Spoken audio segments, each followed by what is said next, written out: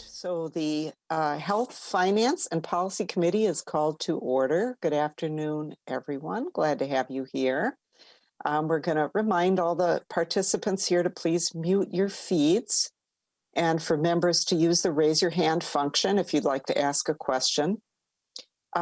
Just as a reminder, today we are extending the time of this hearing, so we will be going until 5:30 this afternoon. So we're going to start with the roll call. And Ms. Niedernhofer, if you're ready, please call the roll. Chair Lieblin. Present. Hewitt. Present. Schumacher. Schumacher, present. Ackland. Ackland, present. Thacker. Thacker, present. Bonner.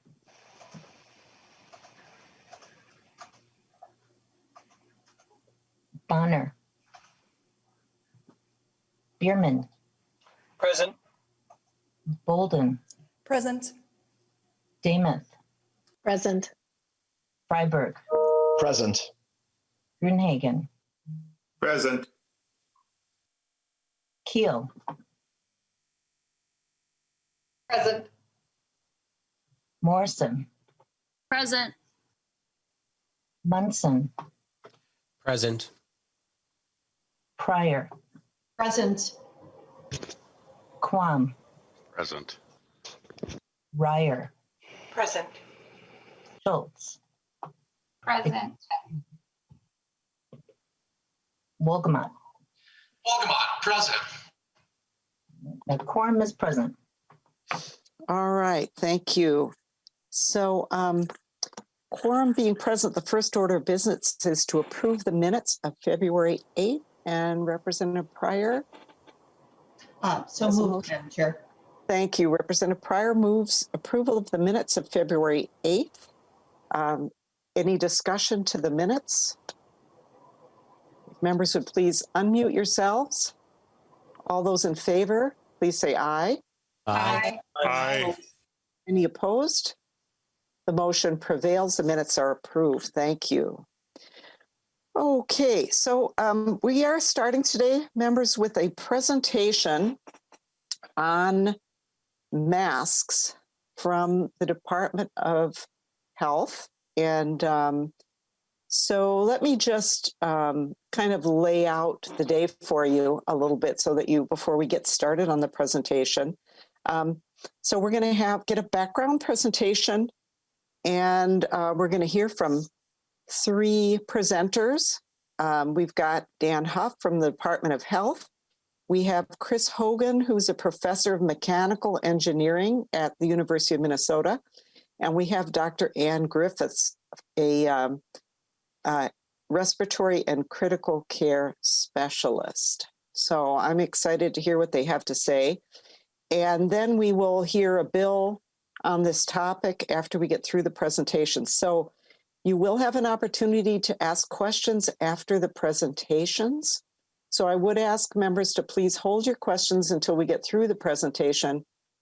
Of course, unless there's something that you need answered immediately, like what does that acronym mean or something like that. So with that, Mr. Huff is going to get started, and welcome. And I assume you're going to put up some slides for us. Good afternoon, Madam Chair, committee members. My name is Dan Huff. I'm an assistant commissioner at the Minnesota Department of Health. Thank you for the opportunity to be with you this afternoon. And I believe, Lisa, are you presenting slides for me today?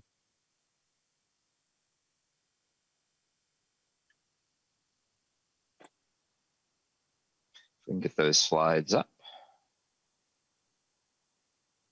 Are they not showing? I'm trying to share my screen. There we go. Okay, hold on. Not quite. That's your email. Yep, we're all reading your email here.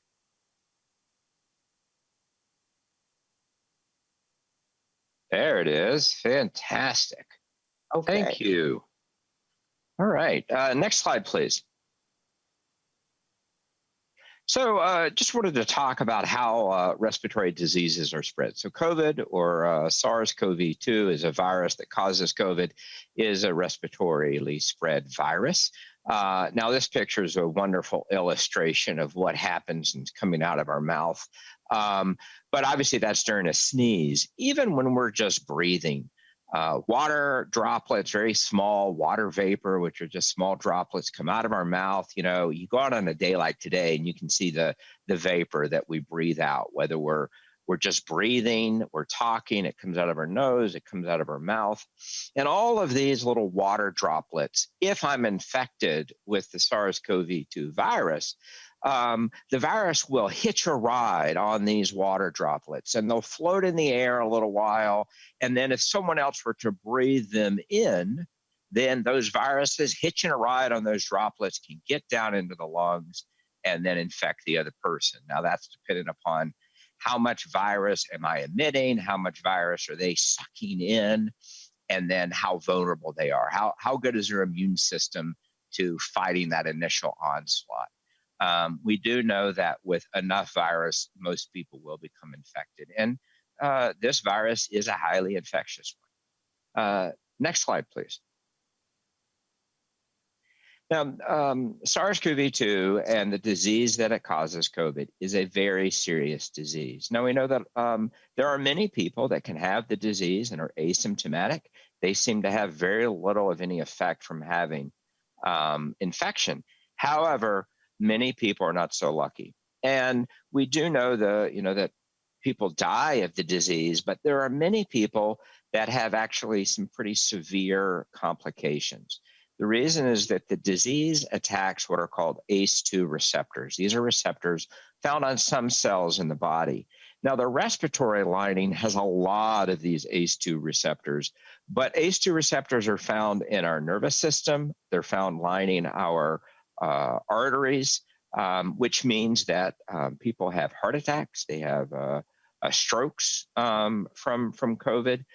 This weird thing called COVID toes, where you get these kind of bluish, like almost bruised toes. It impacts the nerves, so you may get encephalitis, brain damage.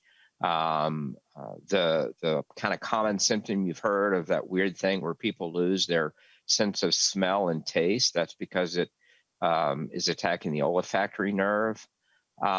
So it actually is it's a sort of a weird disease, but it also can be quite significant. We've heard the term of long haulers. People have this brain fog because of the nervous system impacts of the disease. Next slide. Masks are important because what they do is they intervene as I breathe out those droplets of water that may be laden with the virus. The mask redirects them, it traps them, and it lowers their velocity. Professor Hogan will talk more about how that works mechanically. But what we know is my mask helps protect you. It also protects me. And that if you and I are both wearing a mask when we're near each other, we are significantly reducing the spread of the disease and that possibility. So the more people that wear a mask, the greater the benefit. Next slide. And it's well documented that masks are effective in reducing the spread of COVID. Just last year, one of the things about a novel virus, brand new, we had to do a lot of study on this. And there have been some excellent studies done throughout the world, published in peer-reviewed journals, that have shown that, yes, indeed, masks are effective in reducing the spread of the disease and the virus that causes it. Next slide. Here's just a little chef sampler of some of those studies.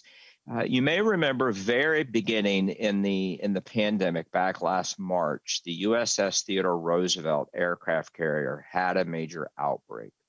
One of the things that they found is that servicemen and women who wore masks had a much lower rate of infection. So 55.8% versus an 80.8% of those who were not wearing masks. So that shows that the masks are actually protective of the wearer. Over in that right column, Tennessee counties, they actually looked at counties that had a masking ordinance and those that did not, found that those that had a masking ordinance had much slower spread. And what's important, lower hospitalization for COVID. Internationally, if you look at that bottom right, Germany, a very similar thing for regional mandates. Mask wearing reduced the number of COVID infections by 45%. So really, you know, it's in many situations, in many different types of environments, in different countries, in different states, the research has shown that masking is effective. Next slide, please. Just even a recent study just published. In fact, it's not even published. The manuscript has been accepted for publishing. A recent study that shows in the United States, looking at states that were they an early adopter, a mid adopter, or later never adopter. And those that were early adopters of masking fared much better than the late and never, and those that were late adopters did better, but not quite as well as the early, but still better than the never adopters. Next slide. I'd like to turn it over now to Professor Hogan to talk some about the engineering of aerosols and some of the fascinating work that he and his colleagues have done. Professor Hogan. Thank you. Yeah. Hello, Professor Hogan. Thank you for being with us. We really appreciate your time. And if you would just give us a brief, state your name and where you're from, and then go ahead. Thank you. Absolutely. Thank you, Madam Chair. My name is Chris Hogan. I'm a professor of mechanical engineering at the University of Minnesota. My research for the past 18 years has been in aerosol science, the study of particles and droplets in gaseous suspensions. And I'm the editor-in-chief of the Journal of Aerosol Science since 2019, which is the premier journal for aerosol research. If we can go to the next slide, please. So as Dan mentioned, we are constantly exhaling aerosol particles and droplets. We're actually exhaling millions of these throughout the day. And this has been known for some time that we are exhaling these particles, and they have been concerned in infection. I can point out a study that was published approximately 10 years ago in the journal I edit, Johnston et al. This is out of the Queensland University of Technology in Australia, that actually painstakingly measured these particles and droplets from volunteers in a clean room that was particle-free. And they were able to highlight two modes of these particles and droplets. One, if we look at the graph on the right, which was centered around 100 micrometers, and these were large water droplets. They're slightly smaller than what we can make out with the eye, but from an aerosol perspective, these are quite large, and they will gravitationally fall to the ground on a second time scale. Meanwhile, there was a second mode centered around a micrometer, and these would be called aerosols. These particles will not gravitationally settle out on a reasonable timescale. They will stay in the air for hours.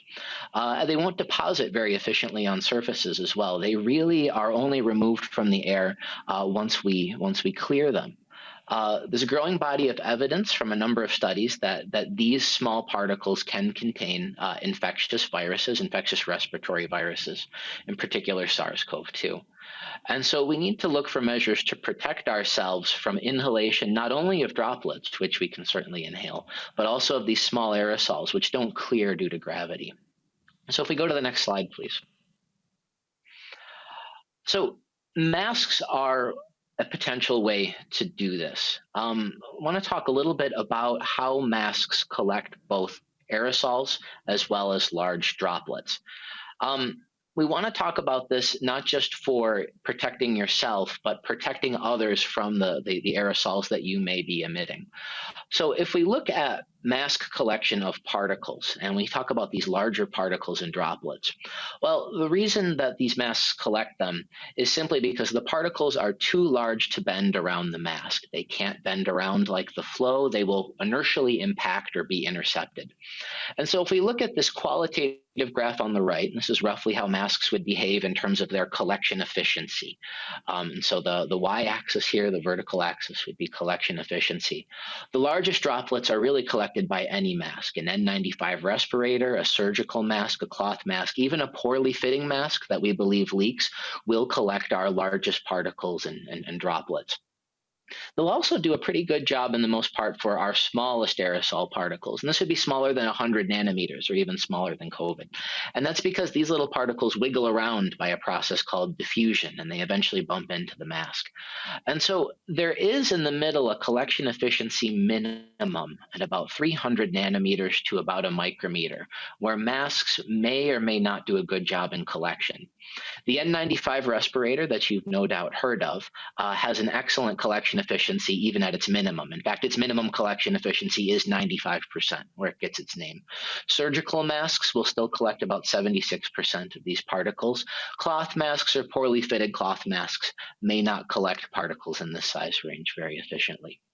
However, all masks can still provide excellent source control.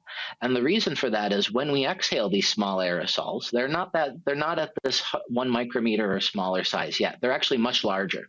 They only get small after evaporation.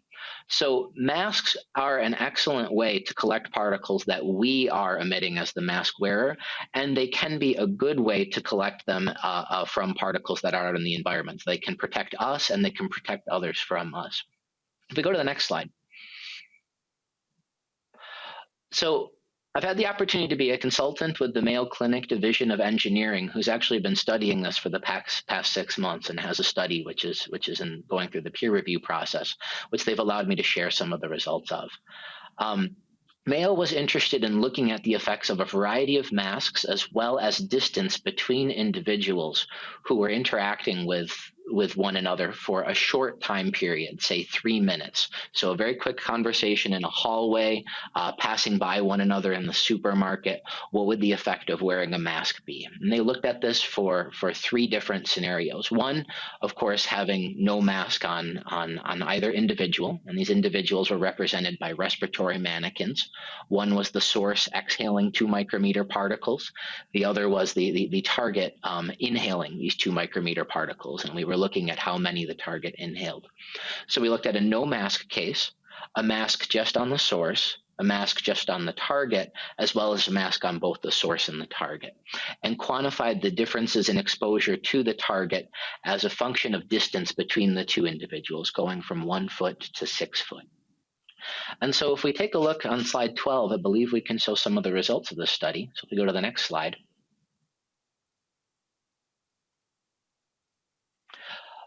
What we can see is the following. If we look at the bar in the upper left, we have something that says the 1 foot distance, no mask.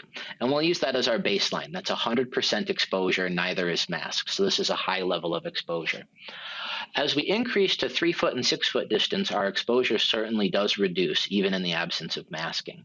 But if we take a look just at the 1 foot distance, if we go from the top left down one, and we say the source is masked, notice it doesn't matter what kind of mask we're talking about. It could be a disposable cloth mask or a fabric mask.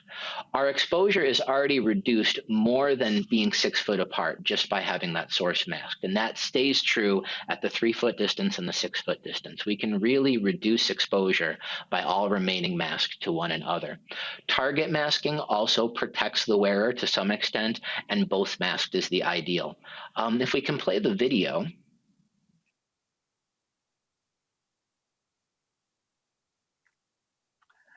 This is a smoke test that we're looking at, and what you'll see is the smoke test for a variety of masks. The smoke in this case is very dense. It's also extremely small particles, around 100 nanometers or smaller. It's just meant to be a physical tracer. You will notice the particles are certainly leaking out, are they not? But what I want to show is that for all of the masks, there is no penetration of this plume out farther than a foot from the person. The mask doesn't just collect particles. Even for things that can get through, it acts as a diffuser. It blunts the flow, if you will. This is extremely important in short-term encounters. It makes sure that we're not directly exposed, and it gives us time for our ventilation systems to work. That is, it keeps the particles away from us until we can clear them through ventilation. If you can jump ahead in the video to about the 50-second mark, you can actually see a comparison. Here it is. That's the jet you will see in a moment when no mask. This is the exact same flow rate. These are representative of what a person can exhale with a big breath. That's what we're doing to one another without a mask, and then in the presence of the mask, which should be added one more time, I believe, at the end of the video, we can actually see that what we're doing is preventing flow from penetrating out. So masks provide this collection capability, and they also provide this flow blocking capability. Thank you.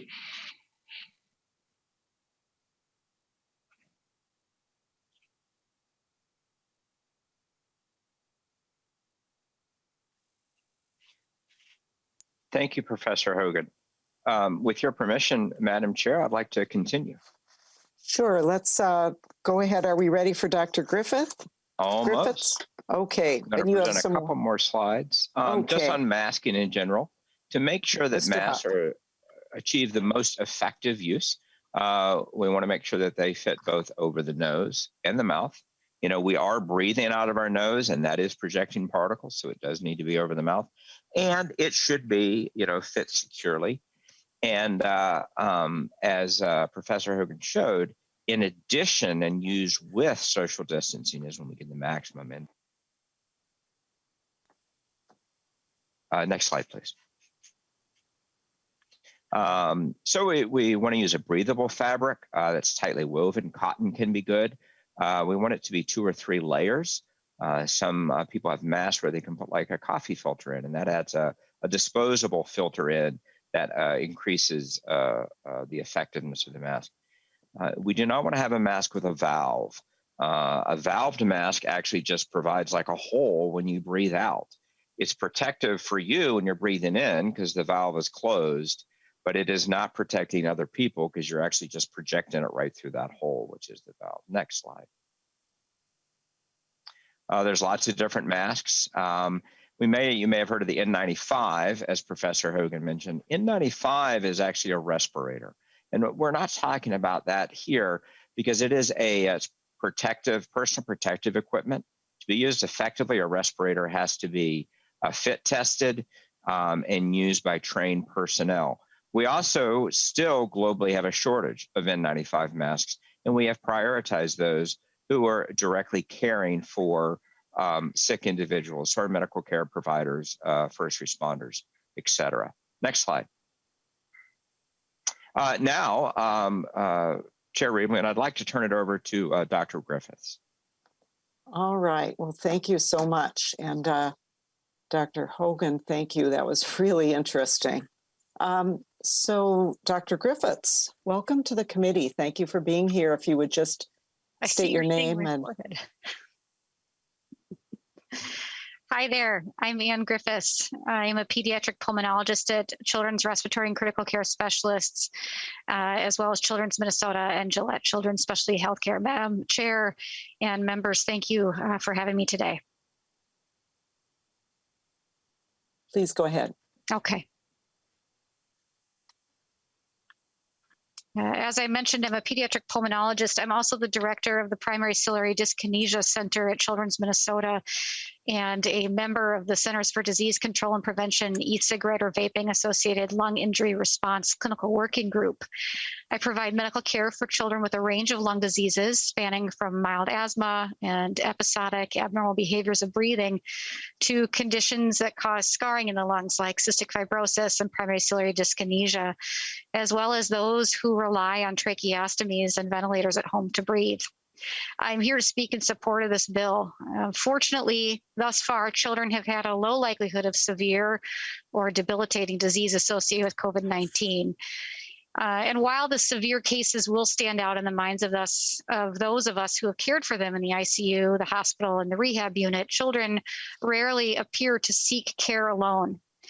Our most medically fragile children are surrounded by many caregivers, both professional and family members. We know that a significant number of cases of COVID-19 are passed from adult to child, and that COVID can also spread from child to caregiver. Furthermore, data suggests that many people transmit the disease when they either do not have symptoms, do not yet have symptoms, or when they were too mild to have been noticed. The CDC and AAP support masks to help decrease transmission of COVID-19. And at Children's Respiratory and Critical Care Specialist, Children's Minnesota, and Gillette's Children's Specialty Healthcare, we follow approximately 12,000 children and young adults with lung disease. Our lung and ICU doctors support the use of masks. Our patients have tolerated masks well, with few exceptions. In fact, many of our patients with severe lung disease, such as those with advanced cystic fibrosis, have worn masks for years.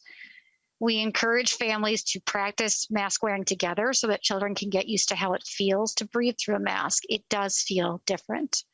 Some of our medically fragile children cannot use masks, and we aim to protect them as well, and source protection is important. We've seen their success in combination with hand hygiene and social distancing and keeping our doctors, nurses, and respiratory therapists and other healthcare workers safe at the hospital, and in our successes at in-person school environments. Thank you for having me. Thank you very much for your presentation. We really appreciate it. And I know that Dr. Griffiths has to can only be with us, I think, until 3:45. So we want to be respectful of her time, but I know that members may have questions. And I thought I saw Representative Pryor.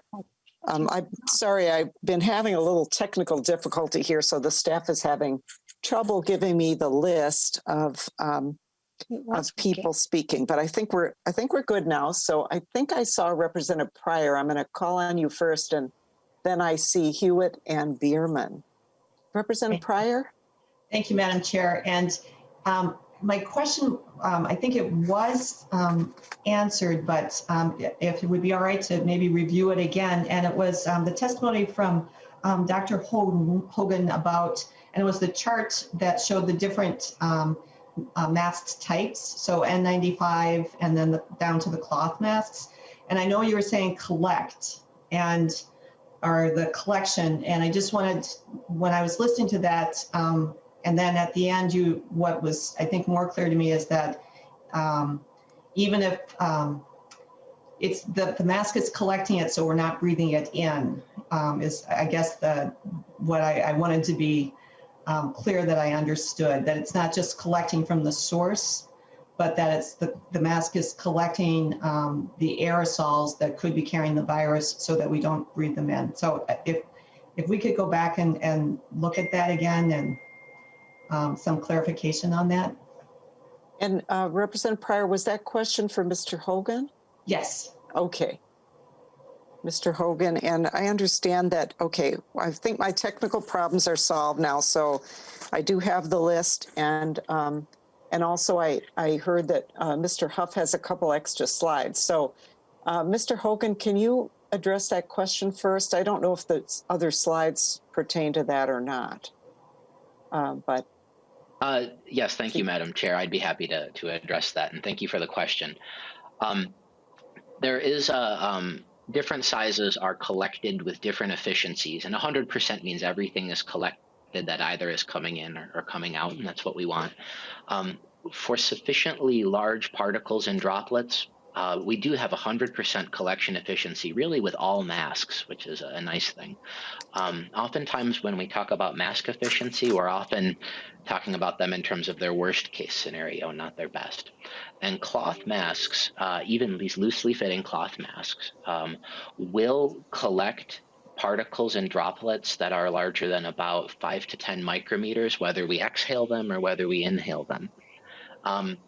They tend to be a little bit smaller when we're inhaling them because they've evaporated, and that's why they're better at, maybe we call it source control, but they certainly provide some protection to the wearer as well. Okay. Representative Pryor? Thank you. Thank you, Madam Chair. All right, great. So I have Hewitt, Bierman, Bonner, and Keel. Representative Hewitt. Thank you, Madam Chair. And to Dr. Griffin, real quick, we've noticed with our young athletes or our youth athletes that what we've heard and what I've observed was that some of these children that get it were normally healthy, and then they come back and now we're having trouble of getting them back to play. Have you had any experience with patients like this, and what do we expect with this to become? Dr. Griffiths. Thank you, Madam Chair and members of the committee. Representative Hutt, I want to make sure I understand your question correctly. Are you asking about children who have struggled to play sports, or post-COVID have they had trouble to return to play, meaning after they've had disease? Return to play. I see.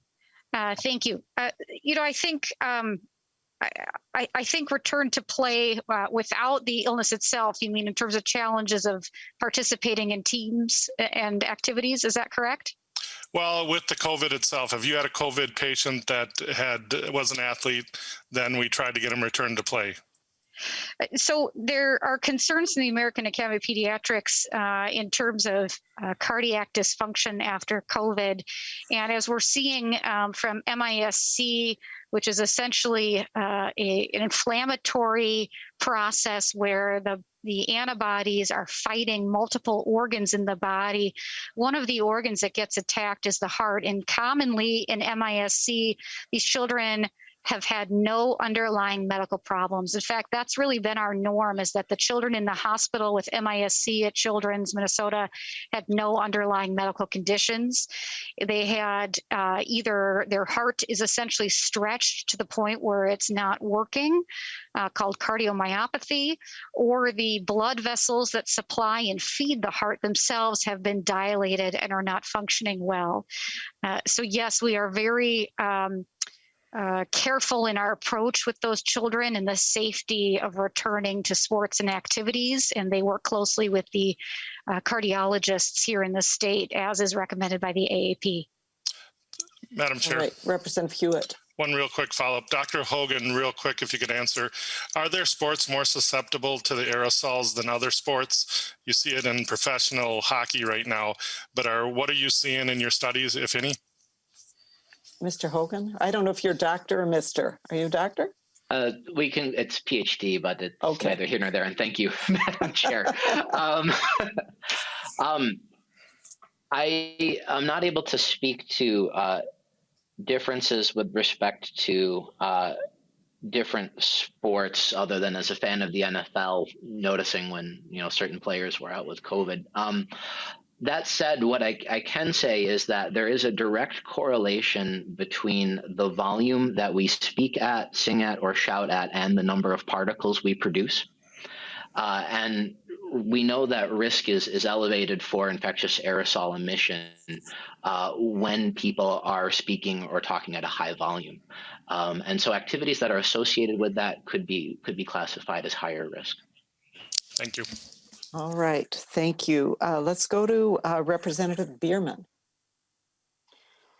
Thank you, Madam Chair. First, I just wanted to thank all of the presenters. Dr. Griffith's presentation on children was very enlightening, and Professor Hogan, those visuals on the exhaling was really interesting to watch and see, and how masks work like that. But my question I have is for Assistant Commissioner Huff, please. And I'm just wondering how we know that mask policies really work when compared to other states in particular, because people are often pointing to other states. Our neighbors come to mind right away, and that we should adjust our policy to what our neighbors are doing. And I'm just wanting to know from you, what would the effect have been in Minnesota had we maintained a more maskless society through this pandemic, and how do you know? Mr. Huff. Madam Chair, Representative Bierman, that's an excellent question. And perhaps what I'll do is I'll go through some more of my presentation, if that's okay, Madam Chair, because I think that will really help address Representative Bierman's question. Yeah, you know what, Mr. Huff, let's hold on that for just a moment, because I want to see if members have more questions for Dr. Griffith, because she does have a hard stop. And so let's just hold on Representative Bierman's question, if we could, for a moment. And let's see, the next we have Representative Bonner, Representative Keel. I think now I see Representative Grunhagen. And I just wonder if any of those questions are for Dr. Griffiths. Madam Chair, I do have two questions, and one of them is for Dr. Griffiths. All right, Representative Bonner, could you ask the one that's for her and then hold on your other one, and we'll, so that we can have the benefit of her time here. Thank you. Go ahead. Absolutely. Thank you, Madam Chair.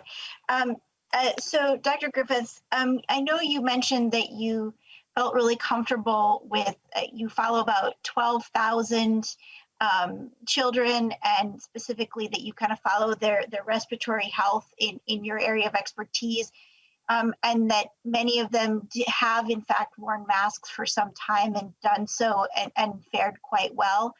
I wonder though, if you could address, specifically when we talk about kiddos and participating in, more physical activity, and how, if you're comfortable with that, and how you feel like you've seen that impact our kiddos. Dr. Griffiths. Thank you, Madam Chair. Thank you, Representative Bonner, for that question. It really has been a learning curve, I think, for all of us. Sports masks, masks for resistance, masks for elite athletes are a separate issue that we've known about for some time. But in terms of children, we need to normalize that it feels different. And we have seen issues where children who may have a lung disease or may not have a lung disease may have discomfort with their exercise. They may hyperventilate. They may have anxiety, they may breath stack, or have other behavior-related symptoms related to the fact that they find it uncomfortable, and that can be distressing. And overthinking our breath can oftentimes make that worse. Not in a particularly worrisome way, but distressing nonetheless. And if it's something that you're not used to seeing, it can be worrisome to coaches, it can be worrisome to parents. This has all been really new in terms of that on a larger scale with children with exercise. So we certainly have seen kids have discomfort with that as they're getting used to the new way that feels with exercise. Add to that in pandemic times, our children have been deconditioned. Our kids are out of shape. Even not walking school hallways or going on errands with families is daily activity that they're not seeing. And so then if their only activity in their day is their sport, it's like they're running a marathon every day because that's the most they've worked out all day. So we're seeing issues related to that as well.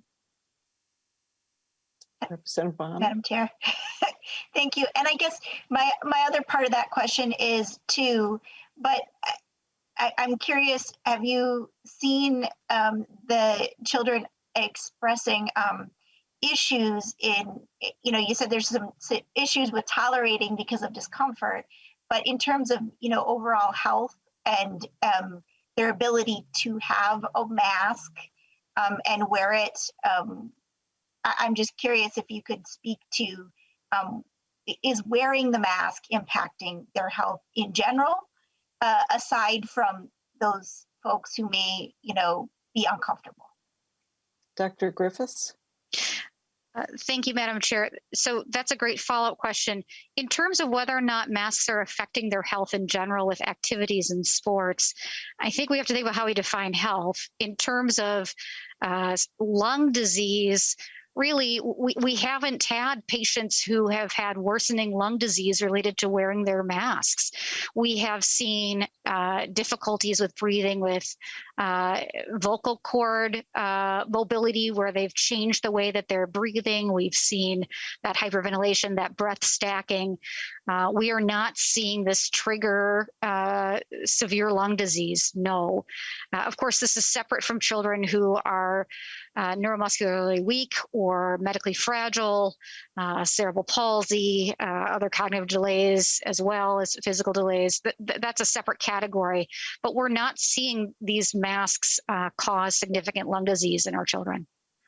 we haven't seen it. I can count on one hand the number of letters.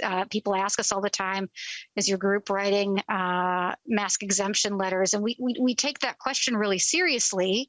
I've written one.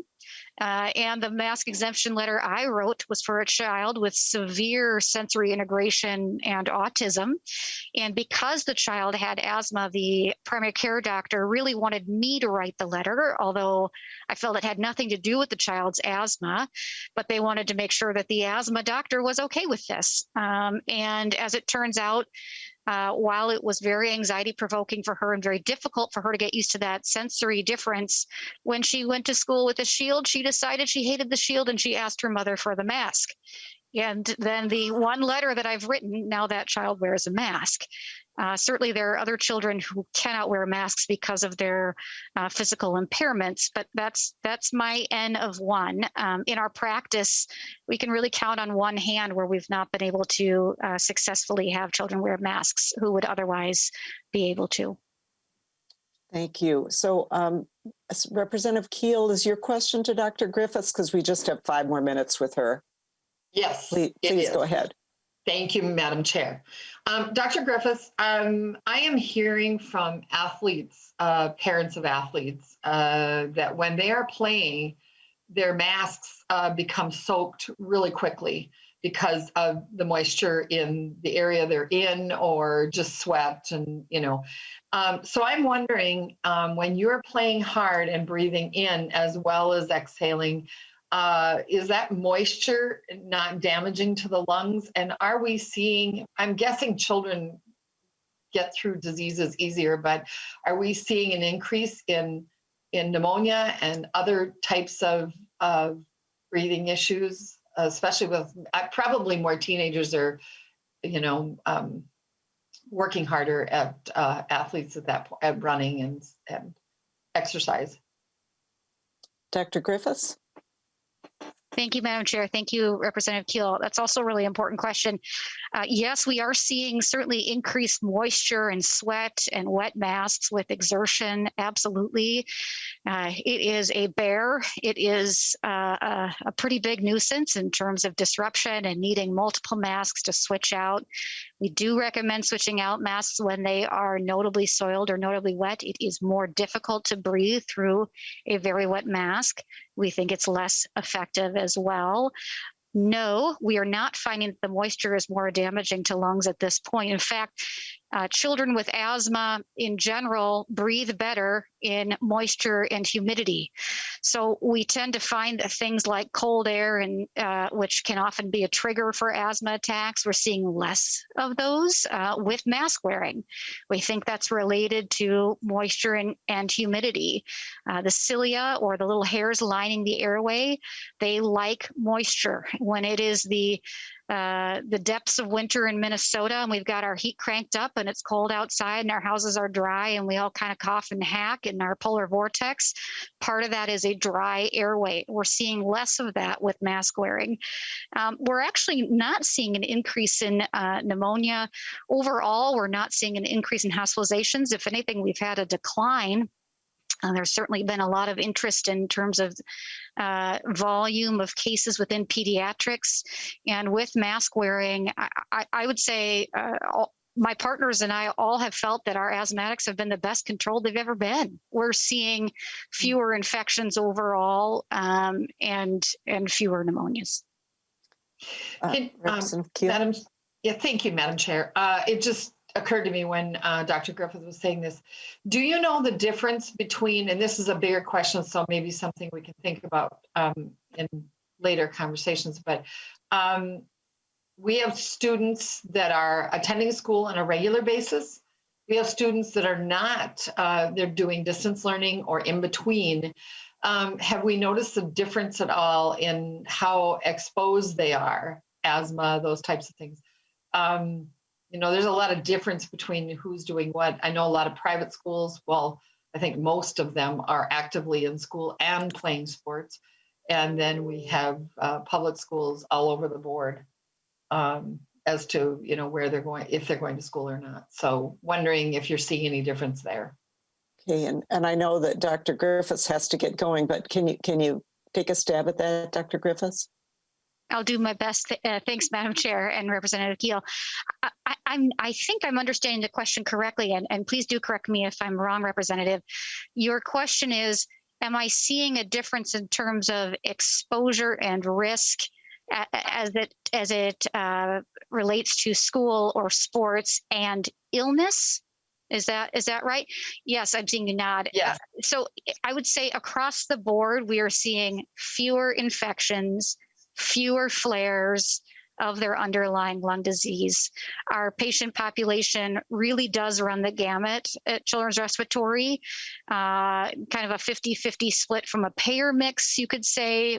We take care of many children, both in private school and in public school. It's a pretty diverse patient population and fairly heterogeneous. So my sense is that it's been down in both. And I think that our hospitalizations, as well as our asthma program, which tracks hospitalizations, steroid courses, and that sort of thing, have all shown really a decline this year in terms of frequency of needing that escalated support. Overall, I've been really encouraged by that. Certainly, there's been a mix of who's decided to go remote versus in person, who's doing sports and who's not. I think there is a big mix there. You're correct. But I'm really not seeing that translating into changes in terms of frequency of pneumonia or flares in their illnesses. Thank you. All right. Well, thank you. Thank you very much, Dr. Griffiths. We'll let you go. We really so appreciate your being here with us today. And I know we've all found it very, very interesting. So thank you. So members, we will go back now. So I'm going to go back, and I apologize to Representative Grunhagen if he had a question for Dr. Griffiths that we did not get to. But we're going to go back to Bierman. So we'll go Bierman. Since Grunhagen's been waiting, maybe we could do Bierman and then Grunhagen, Bonner, Keel, if there are other questions that those members have. So Representative Bierman and Mr. Madam Huff Chair, was gonna... I thought Commissioner Huff was going to finish some slides first. There we go. Okay, I think this is the answer to your question, I believe, or part of it. Mr. Huff. Madam Chair, thank you. So I'll go through this, and then hopefully by the end I will have answered your specific question, Representative Bierman. Please follow up. So I wanted to talk specifically about what's currently in effect around masking, which is the governor's executive order. And just whenever we talk about the governor's executive orders, I think it's important to just put it into this Venn diagram, which is in every decision that the governor has made, it has been a balance between how do we control the spread of COVID, how do we maintain well-being of Minnesota's lives, and how do we maintain a healthy economy. Next slide, please. When we look at everything that we have done and the governor has done in his executive orders, these are some of our guiding principles, and it's protecting both the public health but also worker health. So often I think there's been a lot of questions about schools. So we think about students, but we also think about their teachers and custodians and bus drivers. Protect hospital capacity. We're in an alarming state back around Thanksgiving, and that's not where we want to be. And we want all of our businesses to be as open as they safely can be. And we want to build consumer confidence, and we want to have maintain sustainability.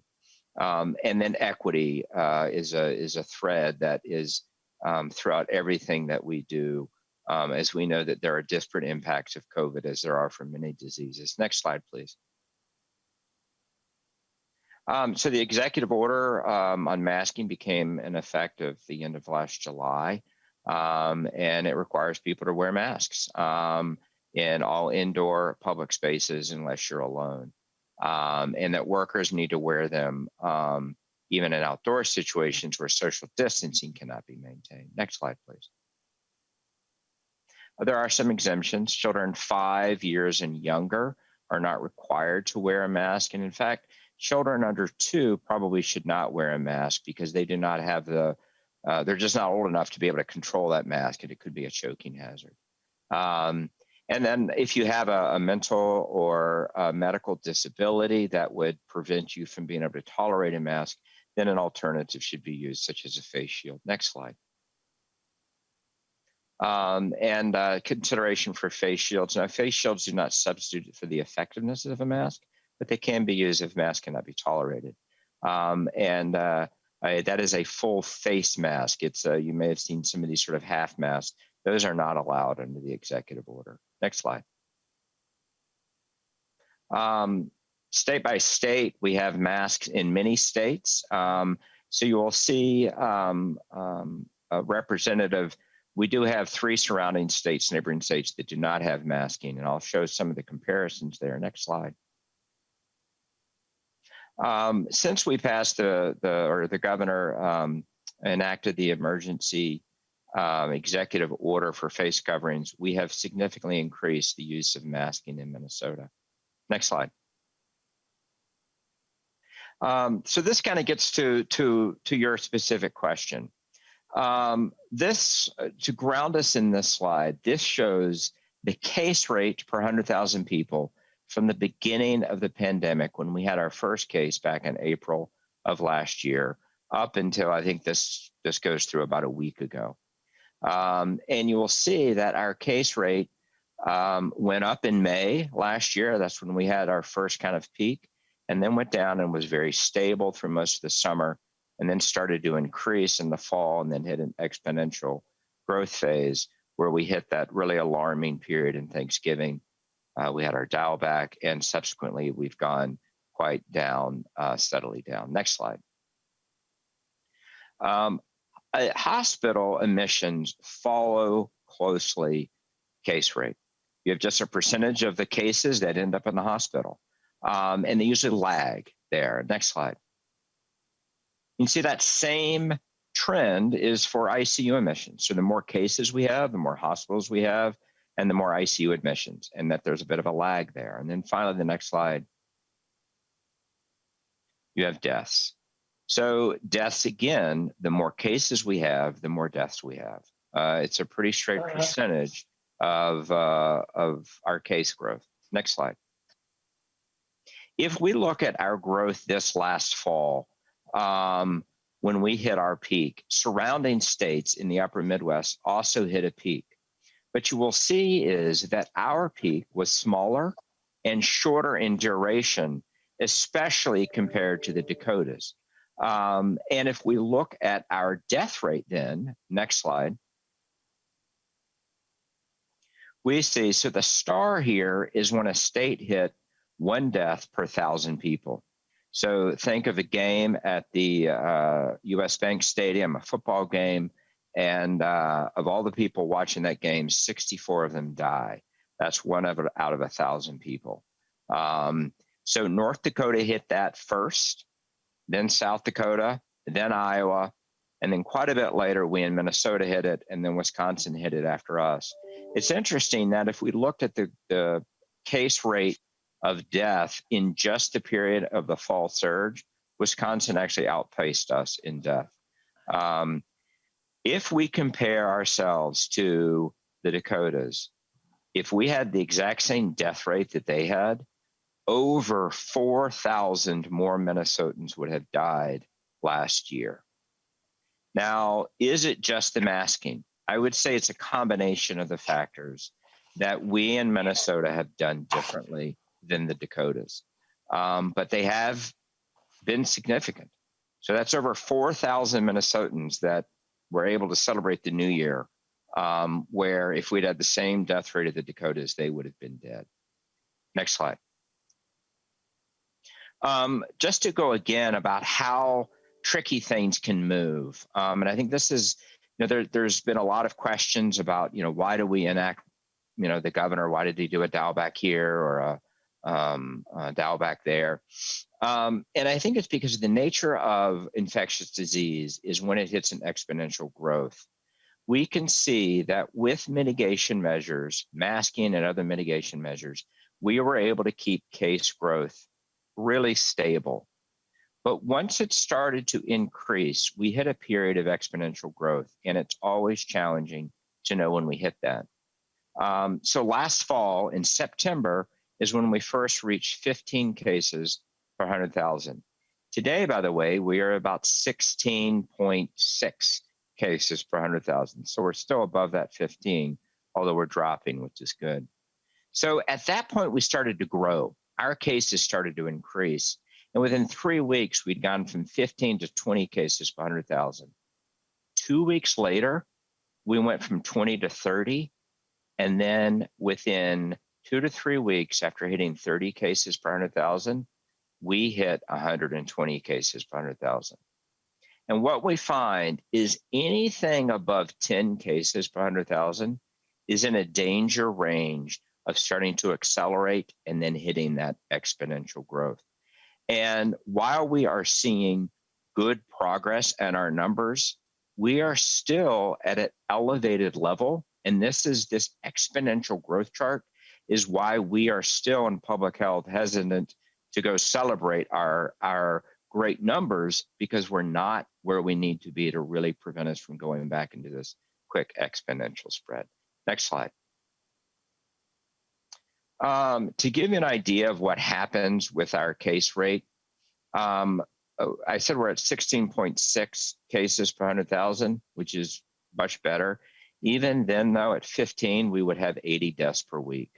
Even if we drop down to 10, that is 60 Minnesotans that will die per week of COVID, even if we are down to 10 cases per 100,000. And I say this because just reaching 10 cases does not mean that we're out of the pandemic. Masking is still so important to continue to drive these cases down, because COVID does result in death. It does result in hospitalization. And as Dr. Griffiths talked about, it does result even in children with some severe cardiovascular diseases. Next slide. That's my presentation. So Representative, hopefully that answered your question. I can't say for sure what masking did versus not, but we know that if we compare ourselves to the Dakotas, we had a significantly savings of life because of the measures that were done here in Minnesota. Thank you. All right. Well, thank you so much, Mr. Huff. We really appreciate that. And Representative Bierman, did that address your question, or did you have a follow-up to that? Madam Chair, yes, that definitely addressed my question very thoroughly. Thank you, Commissioner Huff, for that. I do have a follow-up, and I just wonder if you could comment briefly on the difference of exposure between a visit to a retail shop to pick up a can of paint versus exposure at, let's say, a wedding. Mr. Huff. Thank you, Madam Chair, Representative Bierman. So when we look at exposure, we look at time, we look at, is someone masked? Are they conversing with each other? And then how close they are together. If I go to the store and I pick up a can of paint, and I maybe talk to the worker there to mix up my paint, and then I talk to the person at the checkout, that talking, I'm expelling more breath. But if I'm masked, and if that person is distanced and we're not together for a very long period of time, then it is very unlikely that I will spread that disease to that other person. If I'm at a wedding, I'm there for a longer period of time. If I'm eating or drinking, I have to take my mask off, which, as you saw from Professor Hogan's great illustration there of that stream, how it shoots out of us, even though it's invisible, it's coming. But then also at a wedding, we're much more social. It's a social event. We're there with friends, with family. We often get closer to each other. We talk with each other for longer periods of time. We may dance, which is in closer proximity. So that we would consider a much higher risk setting, just because we're likely to be in contact for a longer period of time, closer to each other, and then socializing or conversing with each other, and perhaps even unmasked. Yeah, thank you, Mr. Huff. And not to mention likely or possibly drinking alcohol, which makes people less careful about a lot of things. So All right, thank you. Let's move on here. And I know that Representative Grunhagen's been waiting. We do want to get to the bill hearing sometime here, but these are really important questions that really do relate to both. So I'm going to go to Representative Grunhagen, and then we'll check back quickly with Bonner and Keel, and then we'll go ahead with other members who've raised their hands. So Representative Grunhagen. Oh, thank you, Madam Chair. I appreciate the testifiers. I got a couple questions. First one is kind of along the lines of Representative Bierman. You know, in Christmas, when we went shopping at large department stores, and yet a lot of other smaller businesses were closed. One particular store we were in was just packed with people at Christmas time and close proximity. And yet it seemed like we didn't have a problem with that, okay? And yet a small business right down the road had to be closed, like the flower shop. And I happened to have one in my community, and I was in there the other day, and she started crying when I asked her how business was going. And yet she was practicing a lot of the safe things, and she didn't see why she was closed when these big businesses, especially over Christmas, were open with people walking right next to each other all over the department stores. Any thoughts on that? I think for Mr. Huff. Yep, Possibly we could maybe get Professor Hogan to talk about that too, but go ahead, Mr. Huff. Thank you, Madam Chair. Representative, the governor's executive orders did not close flower shops during this dial-back period. The particular settings that were closed were not retail settings.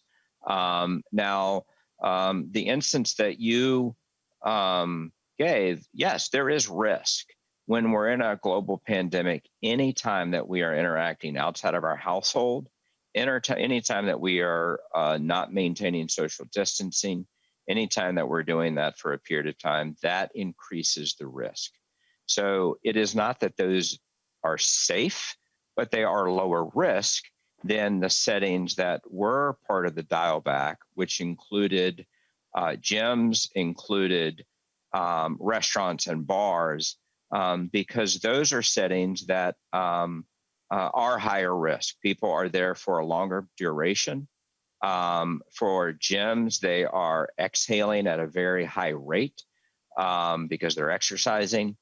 For bars and restaurants, they are taking off their masks because they're eating.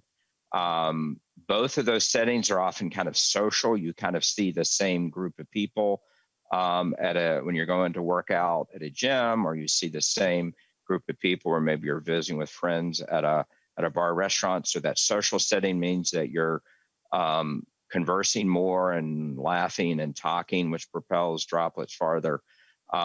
So from a setting perspective, not every setting was closed. Retail was left open, so the flower shop was open, or at least it was not closed by a governor's order. The business owner may have closed.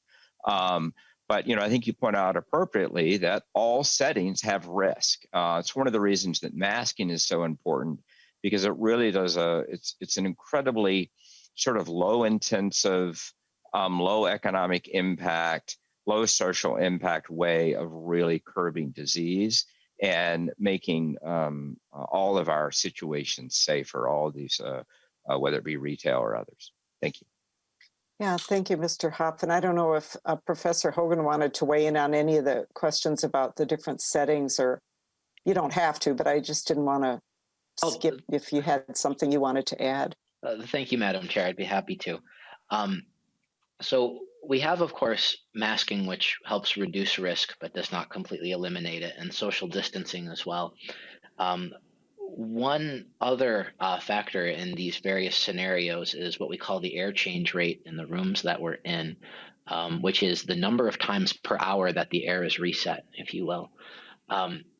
These are very, very different depending on the age of the building and the codes that were established when the HVAC system was developed for that building, as well as the building size. any building that is going to have people come in does need to very carefully consider how many people they can handle, as well as the time between people in terms of mitigating risk. And that's something that individuals can also ask about the spaces they enter. What is the air change rate in that space? All right, thank you. So I have, so I'm going to go back. Bonner had a follow-up question, Representative Pryor, and then Representative Ackland, and then I think we should move to our bill. Yep. We have a number of testifiers waiting. So, did you have a follow-up, Representative Grunhagen? Yes, please. Thank you, Madam Chair. Yeah, the second thing I have to say is I did a little bit of research on the mask myself, and I'm sure you're familiar with the Great Barrington Declaration. And it's signed by, I believe, epidemiologists and public health scientists here in the United States. The last figure I saw was about 43,000 of them. And they say we should take a focused protection on those who are more at risk. And the rest of society should be able to go back, especially 70 and under, back to normal living. And that, in fact, by doing some of the things we're doing, it actually is causing more problems for children and health problems and everything else. And you can look it up on the internet, the Great Barrington Declaration. And that a lot of this stuff actually has more negative than positive effects. In addition to that, the American Institute of Physics issued a statement on wearing masks, and they tested several masks, and they said, masks are not enough to stop COVID-19 spread, okay? And they basically said that the COVID droplets get through, unless it's like an N95, of course. And again, we got to save that for the medical people. Well, Representative Grunhagen, there are members who are waiting here to ask questions. And I would just say that Professor Hogan just testified all about that. I mean, could you just ask a question? And then let's get other members to let based on these two organizations, do you think we should look at a focused approach to COVID-19 rather than a one-size-fits-all blanket mandate? So, Mr. Huff, why don't you start on that? Thank you, Madam Chair and Representative. I think if we think of the slides I just showed, where our hospitalizations, our ICU, and our deaths follow the exact same curves as our cases. When you have a highly infectious respiratory disease, no one can live in a bubble. Even our long-term care residents, unless you were to cloister away the workers so that they never went home to their families or never went to the store or saw friends, there is no way to prevent disease from moving in and out of different social groups. Per the particular study that you mentioned, or the thing that you mentioned signed, Madam Chair, if you like, I know we do have our deputy state epidemiologist on who has reviewed that, and he can speak to that specifically if you would like. Yeah, I think that since that's kind of the question of the moment, who is that? It would be Dr. Richard Danila. Oh, okay. Dr. Danila? Okay, Madam Chair and representatives. Yeah, welcome. Question about the Great Barrington Declaration. Yeah, and could you just please state your name for the record and give us who you are? Richard Danila, D-A-N-I-L-A. So the Great Barrington Declaration was sort of a worldwide petition by some scientists, mostly to basically end lockdowns and open up. And it's been largely really kind of discredited and forgotten at this point. No reputable scientists really signed on, and the World Health Organization actually commented on the Great Barrington Declaration and said it lacks credibility and is a dangerous position. So I wonder if Professor Hogan. Sorry, Dr. Danila, were you finished? Yeah, I'm done. Thank you. Okay, and I wonder if Professor Hogan, since part of that kind of went back through some of what you had talked about, I wonder if you could comment on that again, if you wouldn't mind, the allegation that the masks don't really matter and the rest of that. Yeah, thank you, Madam Chair. I would be happy to. So I really do appreciate going into the scientific literature to look at different studies. The one thing I would like to caution is that the American Institute of Physics publishes a journal called Physics of Fluid, which has totally circumvented the peer review process in recent months in the name of putting out articles that generate publicity, many of them inappropriately done. For example, they will claim that masks are ineffective using really faulty experiments in that particular journal. The reality is that masks are effective at collecting particles which are a micrometer and larger. They will have a minimum, typically around 100 nanometers to 300 nanometers. Those particles are too small to contain any sort of viable virus. And so it's really a straw man argument that we're looking at here. I can, of course, find a particle size that gets through. That particle size is simply too small to have anything infectious within it. All right. Thank you so much, Professor. All right. Let's go back to Representative Bonner, then Pryor, then Ackland. Representative Bonner, did you have a follow-up? Yeah, I have a question and maybe a brief follow-up to that. My question was actually for Professor Hogan. I know there's been a number of experiments, and maybe you could speak to this. I know you did some calculations at 1 foot, 3 foot, et cetera, or 6 feet. But I also, to that larger point, I just wonder if you could speak to without masks. I know we talk a lot about 6 foot as this magical number, right? But if we don't have a mask, could you speak a little bit to the length or distance that some of that spray or vapor can travel? Because I suspect it is much more than 6 feet. Okay, and I'm sorry, Representative Bonner, was that for Professor Hogan? Yes. Yeah, Professor Hogan? Thank you, Madam Chair, and thank you, Representative. The 6 foot rule is actually a very good rule for those larger droplets. That's the distance about that they can travel before they'll settle out to the ground. But it was never a rule that was designed for these smaller aerosols. The smaller aerosols will stay in the air and travel around with the fluid flow really indefinitely until they are cleared by ventilation. And so with aerosols in an indoor space, it doesn't become a question of distance, but a question of time and ventilation rate. We have studies ongoing right now that suggest that provided you're in the same office space as a person, the distance doesn't matter. The time spent in the office really does matter.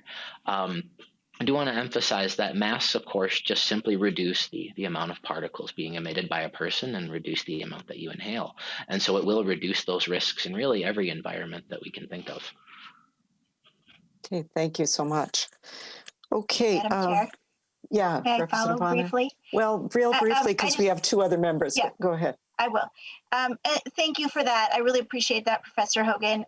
And it kind of underscores the point of catching those droplets when they're a little bit larger and easier to catch closer up. And also, I just wanted to speak to the overall message here. We talked a lot about masks, and I think we talk about them as if they live in a vacuum, that they're somehow a magic bullet.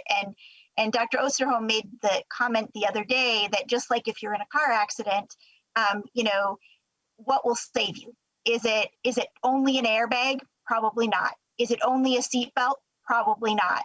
And so I think the really important takeaway that I've gotten from today and is that really we're talking about a compilation of factors. We're talking about masks. We're talking about distance. We're talking about limiting the duration that we're in the presence. We're talking about airflow.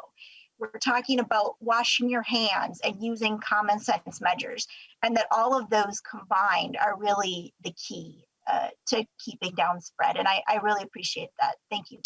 All right. Thank you. Representative Pryor. Thank you, Madam Chair. And thank you, Madam Chair, actually, and all the staff that pulled together the presenters today. And just to thank Dr. Hogan and Dr. Griffiths and our representatives from the Department of Health for being here. I understand things so much better, and I've been reading about, all of these articles and all of the science and trying to understand and process it since the very beginning of all of this. And today I just had so much more clarity. So thank you for the clarity that you brought to this discussion, and just really appreciate being able to sit here and ask questions too on top of everything else. So I think probably this one will be from for Mr. Huff. And we've heard from Dr. Osterholm about the new variants and that heightened concern about what might lie ahead. So, and I know that this is something obviously that you're watching and talking about, so that we're looking at the experiences in Brazil, in the United Kingdom, and Portugal. And is there any evidence now about,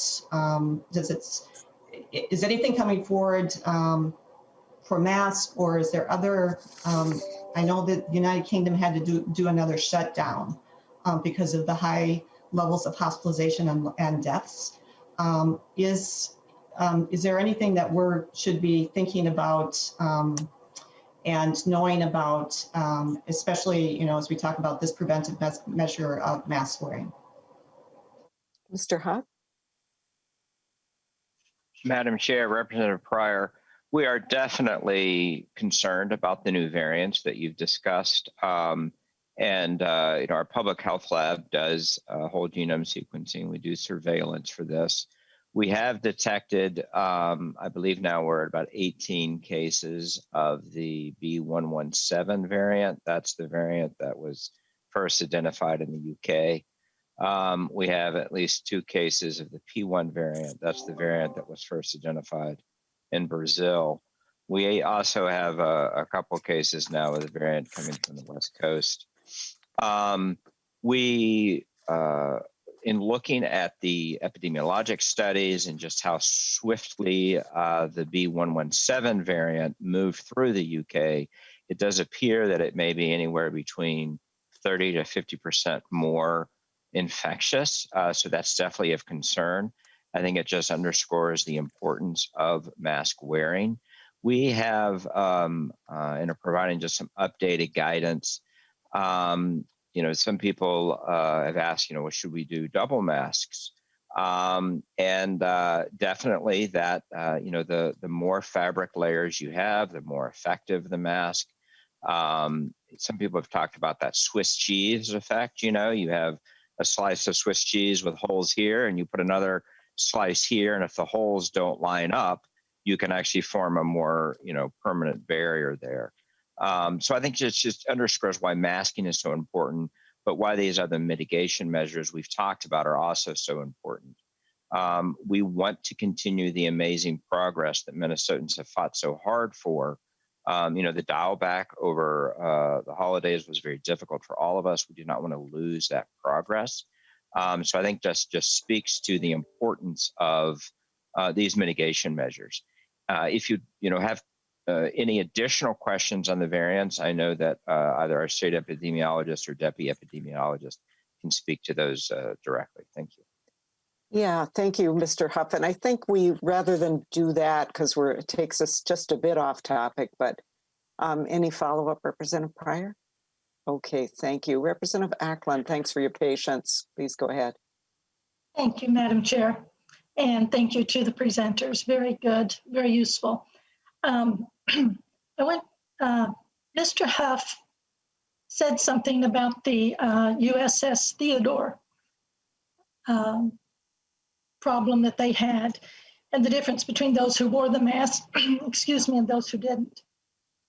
It sparked a question in my mind that nobody has talked about here, and I think maybe Professor Hagan can answer it. But when he does his studies on the expulsion, he talks about wearing the mask, but he never talks about how the effect that these droplets have that get into your eyes. So as I worked in the emergency room, so many times we wore goggles because we knew that splash in our eyes could be significant. And so I've seen there's a continuum of people who are super afraid of the virus and those who are minimally afraid of the virus.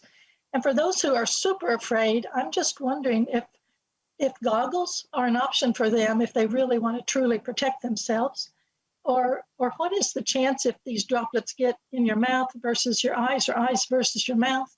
Are you just as likely to catch it if it drops in your eyes as if in your mouth or if you inhale it through your nose? That's my question. Thank you. Thank you. Professor Hogan, I know some of that's probably not within your bailiwick about how infectious it is, but if you could take the first part of the question and then maybe Mr. Huff can take the second part. Thank you, Madam Chair, and thank you, Representative. It is true, yeah, the mechanism of infection and the required dose for visible symptoms is well outside my field of expertise. That said, in aerosol exposure, we don't just look at inhalation exposure, but deposition on our entire body, including our eyes. Dr. Fauci has been on record talking about eye protection from aerosols as well. They certainly will deposit on our entire body.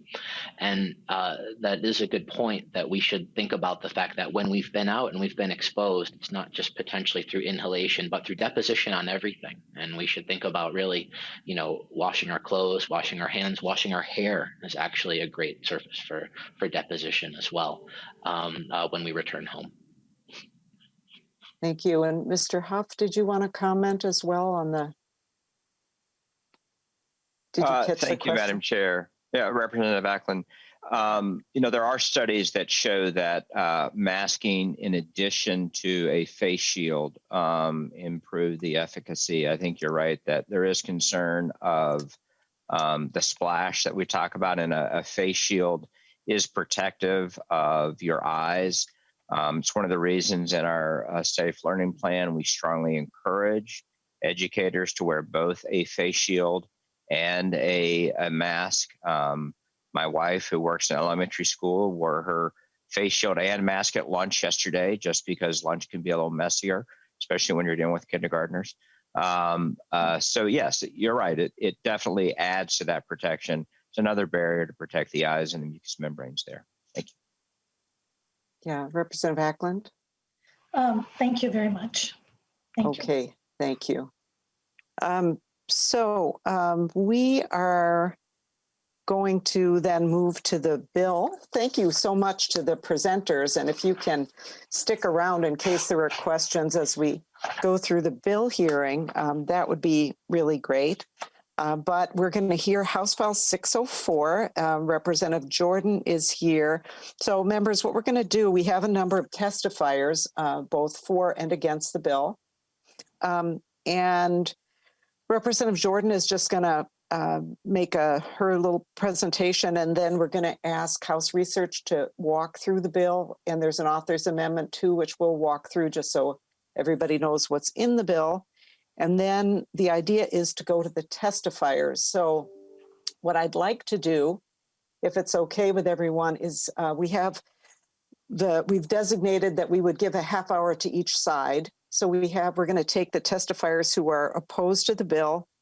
I'd like to let them all testify and then have questions of them if there are some questions, and then do the other side and then take questions of them just to make sure that we can do this expeditiously. And please be patient with us. We haven't done this quite this way before in the virtual world. So Representative Jordan, so the chair will move that House File 604 be laid over for possible inclusion in the finance bill. Representative Jordan. Thank you, Madam Chair and members of the committee. It's a privilege to be here having this vital discussion about public health and our role as policymakers with all of you this afternoon. And I am incredibly grateful to Chair Liebling for holding this hearing about how we can best protect Minnesotans from COVID-19. I'm bringing House File 604 today because masks save lives. As we've heard today from the Minnesota Health Department, Dr. Griffiths and Professor Hogan, masks work. They prevent the spread of the virus by reducing aerosols that a COVID positive individual breathes out and reduces the aerosols that others breathe in. In Minnesota, we've been fortunate to live in a state that has had a mask policy in place since July. The Center for Disease Control did an earlier release of a report on February 5th that compared states, including Minnesota, with mask mandates in place to states that didn't, and found that these policies have resulted in lower positivity rates, lower hospitalization rates, and lower healthcare costs. Dr. Osterholm spoke before this very committee just last week and talked about how wearing masks and physically distancing are critical pillars to hold up our health infrastructure while we vaccinate and respond to new virus variants. Members, the word novel means something new and unknown, and fighting a deadly unknown pathogen is hard. Legislating is always hard, but it is especially hard while we combat the health and economic impacts of this deadly global pandemic. For months, I've heard members plead to be a part of the state's pandemic response. We've heard ideas about public health, concerns for worker safety, strategies for small businesses, economic stimulus proposals, and bills to prioritize learning in schools. House File 604 is a bill to serve as part of the foundation for that work that I've heard so many of you demand to be a part of. If members want more students to return to in-person learning, they should support this bill. If members want to do more than simply call workers heroes and push for workplace protections, they should support this bill. If members want to prevent more small businesses from closing, they should support this bill. And if members want to save lives, they should support this bill. And if members want to be part of the response to COVID-19, they should support this bill. Members, I want the legislature to be part of the response to COVID-19. I want to work with all of you to deliberate, debate, and craft public policy that makes lives better for all Minnesotans.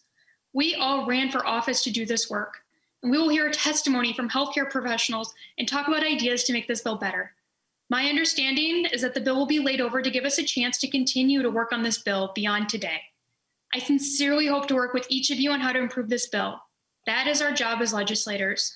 We need to listen to experts, work together, and make hard decisions. With that, I stand ready to listen to testimony and work on this bill with all of you. Thank you, Madam Chair. All right, thank you, Representative Jordan. And Ms. Clark-Fist from House Research, if you would just quickly kind of walk us through what's in the bill, we would appreciate it. Welcome. Sure, Madam Chair and members, I'm Elizabeth Clark-Fist with House Research, and I was going to talk about the bill and amendment together, if that will work for the committee. That's up to Ms. Jordan, Representative Jordan. Is that okay with you? That's fine with me. Madam Chair, do we want to move the amendment now or after Ms. Clark-Fist's overview? Well, if you're going to describe them together, then I think we should probably move the amendment.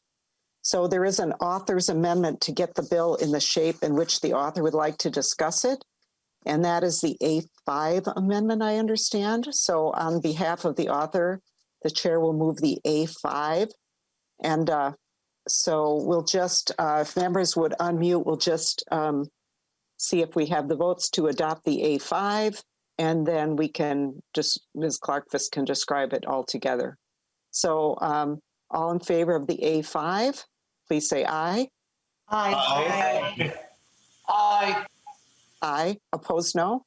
No. Okay. No. The motion prevails. The amendment is adopted.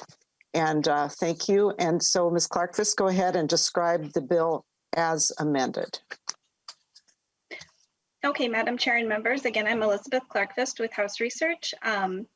Beginning with Section 1 of this bill, Section 1 establishes face covering requirements. Subdivision 1 defines terms for the bill, and some of the terms defined are amended in the amendment. The definition of business is amended to remove the judicial branch from that definition. The definition of childcare setting is deleted, and definitions are added for commissioner, industry guidance, intercollegiate sports, physical distancing, and professional sports. And then the definition of social distancing is removed from the draft, from the bill, because physical distancing is used instead of social distancing. Subdivision 2 of the bill establishes face covering requirements, lists individuals and circumstances in which face coverings are required. The amendment changes the age at and above which an individual must wear a face covering from age 5 to age 6. Subdivision 3 lists settings and circumstances where an individual is not required to wear a face covering.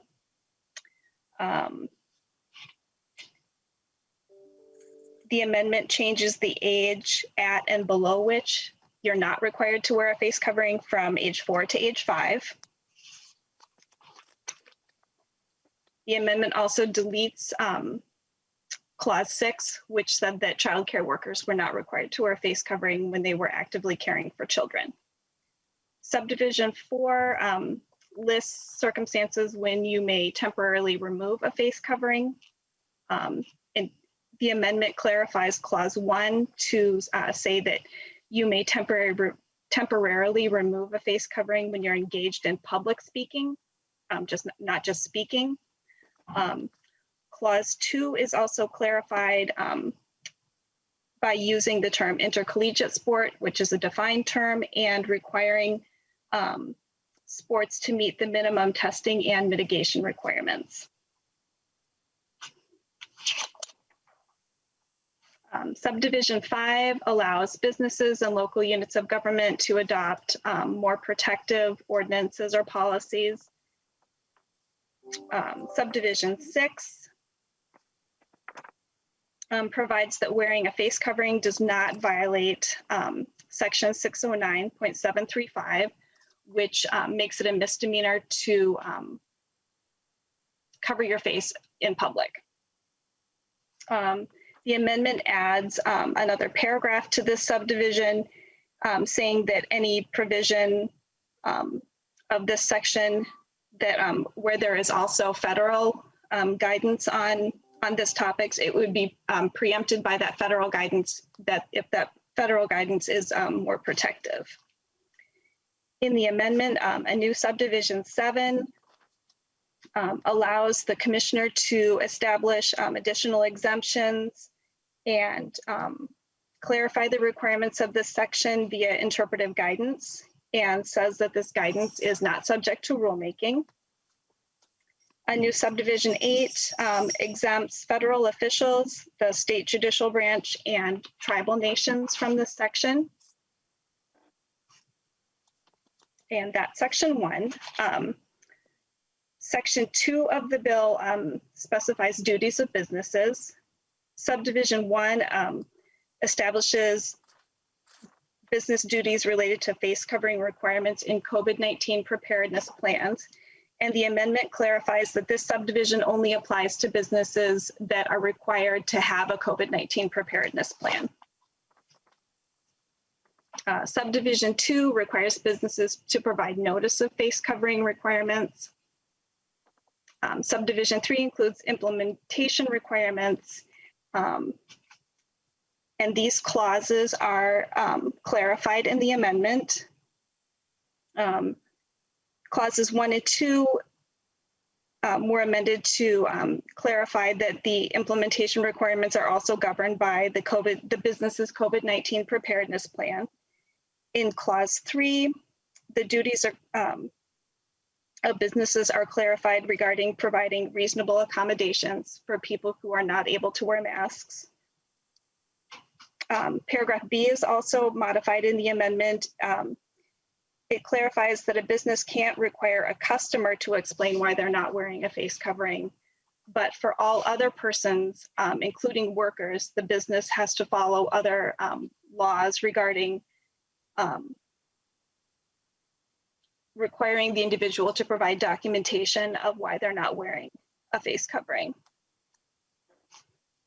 Section 3 is the enforcement section. Subdivision 1 establishes penalties for non-compliance by an individual. Subdivision 2 establishes criminal penalties for non-compliance by an owner, manager, or supervisor of a business. Subdivision 3 establishes civil penalties for non-compliance by a business. And paragraph B is amended in the amendment, or it's included in the amendment.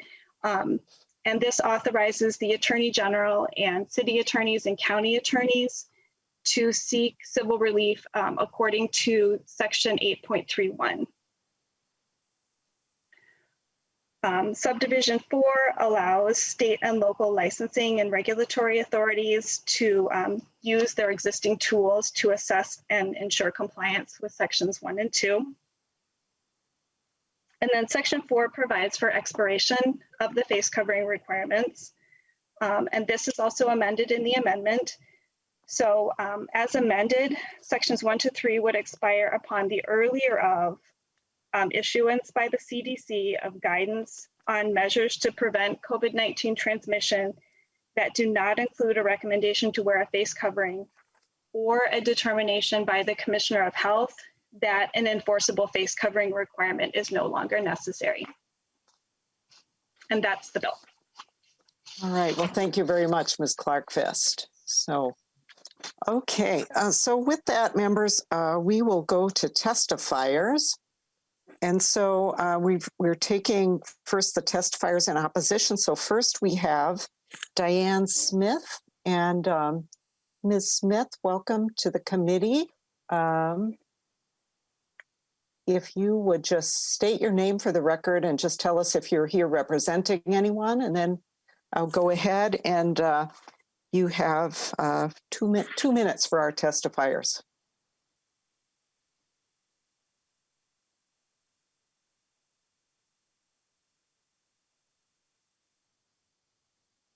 Can you hear me?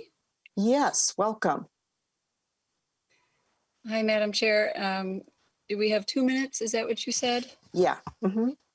Okay, very good. Okay, so just let me know when I'm ready. And yeah, please go ahead. Just introduce yourself. Just tell us who you are and whether you're representing anyone besides yourself. And then just please go ahead and tell us what you want us to know.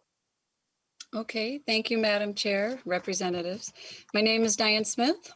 I am speaking in opposition to HF 604. The most important aspect of what our government upholds is the very oath you all swore to God to protect our individual rights and freedoms, and that all political power is inherent in the people. And you, representing the people, derive your just powers from the consent of the people. You have sworn an oath to God to establish, to protect, and maintain people's individual rights, not to dismiss the Constitution because of fear of a contagion. Breathing freely without restriction. It's a basic human right, period. Back in 1918, if we're going to learn from our past to deal with the present, they did a mask versus no mask study. One was over in Stockton, California, where masks were worn. Boston, Massachusetts, masks were not worn. And the study is right here. You can see the lines, and it shows very same. There was no difference, okay? According to Dr. Fauci, we all know the study that he did back in 2008. Most people are very familiar with it. The predominant role of bacterial pneumonia, or was bacterial pneumonia rather, and it was the cause of death in pandemics. And people have done the research. I'm actually doing a Petri research, a test with the kids that I'm teaching. This is 20 minutes of wearing a mask. That's what's in your mask that you are telling kids to be breathing in, and you know kids are not changing their masks every 20 minutes. Representative Liveling, you said it best, and I'm quoting you. It says, we must protect the freedom of every Minnesotan to speak their mind, maintain their privacy, and make their own important decisions. And I couldn't agree with you more. Supporting this bill is a direct contradiction to this quote. I'm asking everyone to please oppose 604. And thank you for giving me the opportunity to speak today. I appreciate it. All right. Well, thank you so much for being here, Ms. Smith, and exercising your First Amendment rights. We appreciate it. Okay, next, and please hang around if you could in case there are questions from members. Okay, very good. Wayne Rohde. Good afternoon, Madam Chair, members of the committee, and the presenters. Thank you for allowing me to talk to you today about opposition to House File 604. My name is Wayne Rohde, author of The Vaccine Court and father to a vaccine-injured son. I live in Maplewood, Minnesota, in Leon Lilly's district. I rise in opposition to this bill for several reasons, but due to time constraints, I will focus on just a couple. As the bill states in House File 604, we are allowing the CDC to dictate when to wear a mask. This is not good policy nor good science. This should be left up to Minnesota. Now, under the Biden administration, a new decree by the CDC has been announced on the back of that executive order. The CDC is using TSA agents and other federal authorities, as well as state and local officials, will now start enforcing mask wearing. This has turned into a quasi-homeland security force. This is no doubt will turn into a new effort to monitor and surveil citizens. This bill will allow turning over the governing of our state, which is in your hands, the people of Minnesota, to a non-elected federal agency, essentially a quasi-homeland security force. I ask you to consider what this bill is really about. Turning over decision-making from our state and local elected officials to a one-size-fits-all federal agency without any recourse and very little congressional oversight. You are our elected officials, representatives to the Minnesota legislature. We elect you and hold you accountable for these decisions. Thank you for allowing me to speak today. Thank you, Mr. Rohde. Appreciate you being here. And please hang around, just as I said to Ms. Smith, in case there are questions for you. We appreciate it. So let's see, next we have Twyla Braze. Ms. Braze, haven't seen you in a long time, but welcome. I know. Thank you so much, Madam Chair and members of the committee. I'm glad to be here. My name is Twyla Braze. I'm a registered nurse and the president and co-founder of the Citizens Council for Health Freedom. We oppose House File 604. Dr. Michael Osterholm, former interim director of the CDC, in a June interview said this: "Never before in my 45-year career have I seen such a far-reaching public recommendation issued by any governmental agency without a single source of data or information to support it." He also added, "The highest frequency of mask-wearing population in the world is in Hubei, China. It didn't make a difference," end quote. Daniel Huff just said that he's not sure what masking did. And in that vein, it's notable that after Minnesota's mask mandate was imposed on July 25, cases and deaths rose for the next 5 months. They only began to drop around the holidays. And so I did, if you can see this, maybe, or maybe not. But anyway, so the virus has gone up and down in the 7 months of the masking mandate. Now, I just want to say a little bit about infectiousness. A recent study found that an infected person without symptoms has only a 3.5% chance of spreading it to a close contact. And there is only a 21.1% chance of getting COVID-19 from a household member with symptoms. Thus, it is unlikely that people will get it just walking around. A close contact was described as like at a party or around having dinner or that sort of thing. Now I'll move to cases and deaths because these data are being used to keep the mandate in place. The validity of the PCR COVID test is being challenged worldwide. In August, the New York Times found that up to 90% of the PCR positive cases in 3 states were false positives. A court in Portugal has now dismissed the PCR test as invalid.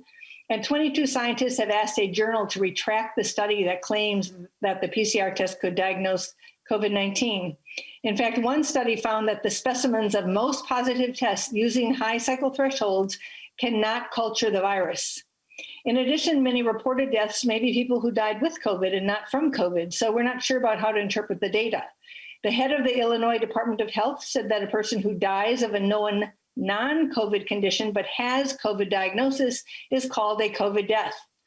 Now, just a few more words about masks. The World Health Organization says there's no evidence that universal masking protects. It also lists harms and critical risks, including difficulty breathing, self-contamination, and a false sense of security. In 2015, a randomized clinical trial found medical masks allow 44% penetration by viruses, and cloth masks allow 97% of virus particles to penetrate. And while boxes of medical masks warn that they don't protect against viruses, the FDA also prohibits manufacturers of non-medical masks from saying that they are safe or effective or for antiviral protection. Finally, 2 scientists writing on the University of Minnesota Center for Infectious Disease website say masks are not effective as source control or PPE. Now, in conclusion, from our perspective, the mask mandate has been a social experiment infringing on the rights of individuals to speak and breathe freely. The mask mandate has also caused fear and social isolation, likely leading to the increased suicides and unnecessary and untimely non-COVID deaths. It's time to end this unnecessary and unproven mandate, not to codify it. Thanks so much for your attention. All right, thank you, Ms. Braze. And I should note that Ms. Braze gave us written testimony as well, which I think has been sent out to members. So, I apologize to everyone that we don't have more time, but Ms. Braze has testified a lot and she knows how this works. So thank you. Thank you. We have Tom Kramer. Welcome, Mr. Kramer. Please introduce yourself and just tell us if you're affiliated with anybody or if you're just here on your own.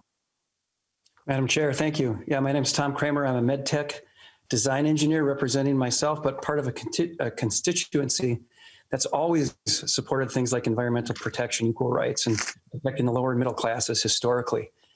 My appeal to this bill today is aimed at one main thing, and that's common sense. Common sense in nature. The body needs to exhale. Exhalation is such an important part of our body's health. Blocking that is bad. Rebreathing things that your body needs to expel doesn't make things better. It makes things worse. The immune system needs to encounter germs to strengthen itself. Blocking this with unnatural means does not make things better. It makes it worse. And it's not working. This was supposed to last a few weeks.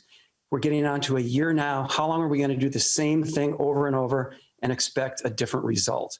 Common sense in the sense of health, a damp cloth soaked with bacteria and pathogens getting touched all day long does not make things better. It makes things worse.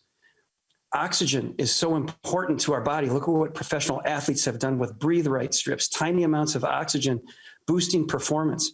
Preventing this from happening to people who are at health risk and have comorbidities does not make sense. Keeping our bodies strong and our immune systems with the ability to fight is a good way to do this. Blocking your body's natural ability to do that with unnatural means does not make things better. It makes things worse. Common sense from a social sense. This cannot go on forever. We have a double-edged problem here. Sheltering and distancing has extended the time that this virus has been going around, and masking has kept the spread high. This combination will make this last forever and give us no hope. Punishing the healthy while the at-risk with comorbidities are having their immune system and their health blocked by unhealthy and unnatural means does not make things better. It makes things worse. I don't want my grandkids having their social development stunted by growing up not recognizing facial expressions. Now, our leaders have been losing us over time, but this bill will put the final nail in the coffin, as many of us will have lost faith in our longtime leaders and be gone forever. With this bill, common sense has gone out the window. You're focusing on the wrong things, interpreting data incorrectly, and this bill confirms the state's position is out of touch with real health. And I would just add that if I had a half hour to be in the room with all of the people who presented data and experiments today, I would be able to show how their data is irrelevant and being interpreted incorrectly. Thank you. All right, well, thank you very much, Mr. Kramer. So members, are there questions? I haven't seen any come in, but are there questions for any of these testifiers? So I want to have an opportunity if anyone does want to ask them questions. Just please raise your hand, and I think I will see them, and I'm not seeing any questions. All right, well, thank you very much for joining us today, testifiers. We appreciate your time. Thank you for being here. Thank you. Okay, now we're going to move on to our next set of testifiers who are testifiers in support, and The first one is Dr. Beth Thielen from mHealth. Dr. Thielen, if you're here, welcome. If you could just introduce yourself, who you're with, and go ahead and give us your testimony. And you are muted, Dr. Thielen. Hello. Hi. Dr. Beth Thielen, I'm going to put my mask in place because I'm working and in a healthcare setting where it's shared for other individuals. For safety, I'm going to be wearing my mask. So I'm an assistant professor of pediatrics in pediatric infectious diseases at the University of Minnesota. I'm also an infectious diseases physician for mHealth Fairview, and I run a research lab that studies respiratory viral infections. I'm speaking on behalf of myself, however, today. I'd like to address kind of two key points regarding masks. One, that masks are a critical piece of a multifaceted approach to COVID management. So I think as many other speakers have illustrated, they alone are not the sole solution to preventing COVID transmission, but they're a very key part. There's been multiple lines of evidence from different observational studies that have demonstrated reduced rates of SARS-CoV-2 transmission when masks are deployed. And I think despite kind of the tenor of the prior discussions, I think this is not a question amongst healthcare providers working in hospitals, whether this is effective. So we routinely use masks as part of infection prevention against not just SARS-CoV-2, but influenza and RSV and measles and chickenpox and tuberculosis and any number of infections. These are a widely accepted prevention strategy for preventing respiratory transmission.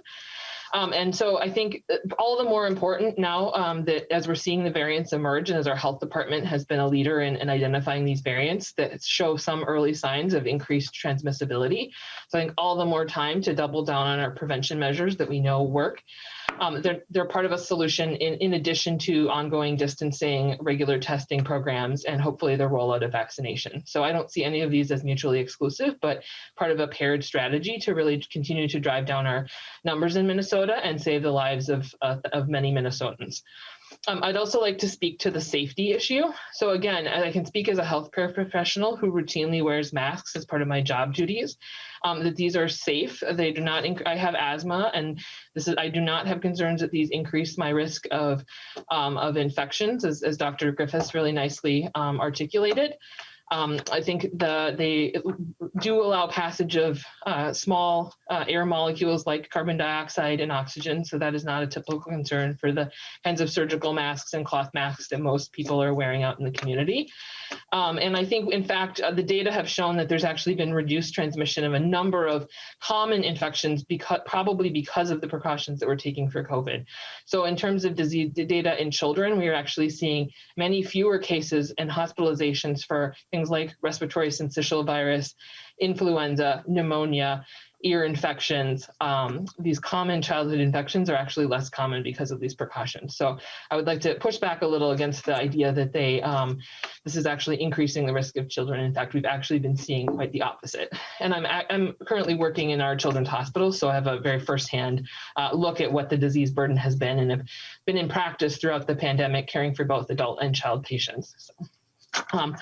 I think those are all my comments today, but happy to answer additional questions, and thank you for having me. Oh, that's great. Thank you, Dr. Thielen. If you can hang around till the end of these next few testifiers in case there are questions, that'd be wonderful. Dr. Berkowitz, welcome.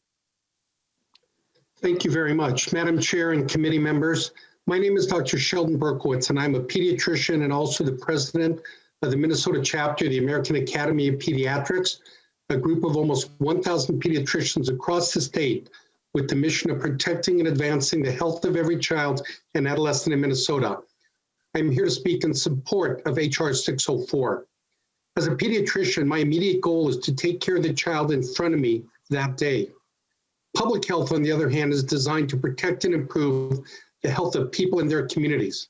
This is important since it is at the core of this bill. Physicians are taught early in our education to first do no harm. We're also taught to look at how our actions will either benefit or harm our patients. In the case of the current COVID-19 pandemic, Much is still to be learned about how best to control it and lessen the impact on our population. What is known and has been shown in the recent decline in our state's rate of infection is that masking, social distancing, and hand washing can help to reduce the spread and impact of the virus without causing any harm to the individual.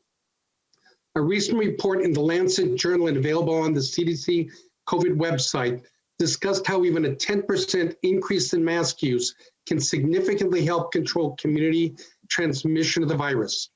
It also showed that statewide mask mandates lead to increased mask usage. Mask use in people who've had influenza or the common cold has long been known to reduce transmission, and the same is now known for COVID-19. There is also good data to support that wearing a mask reduces the risk of an infected individual getting infected from someone else.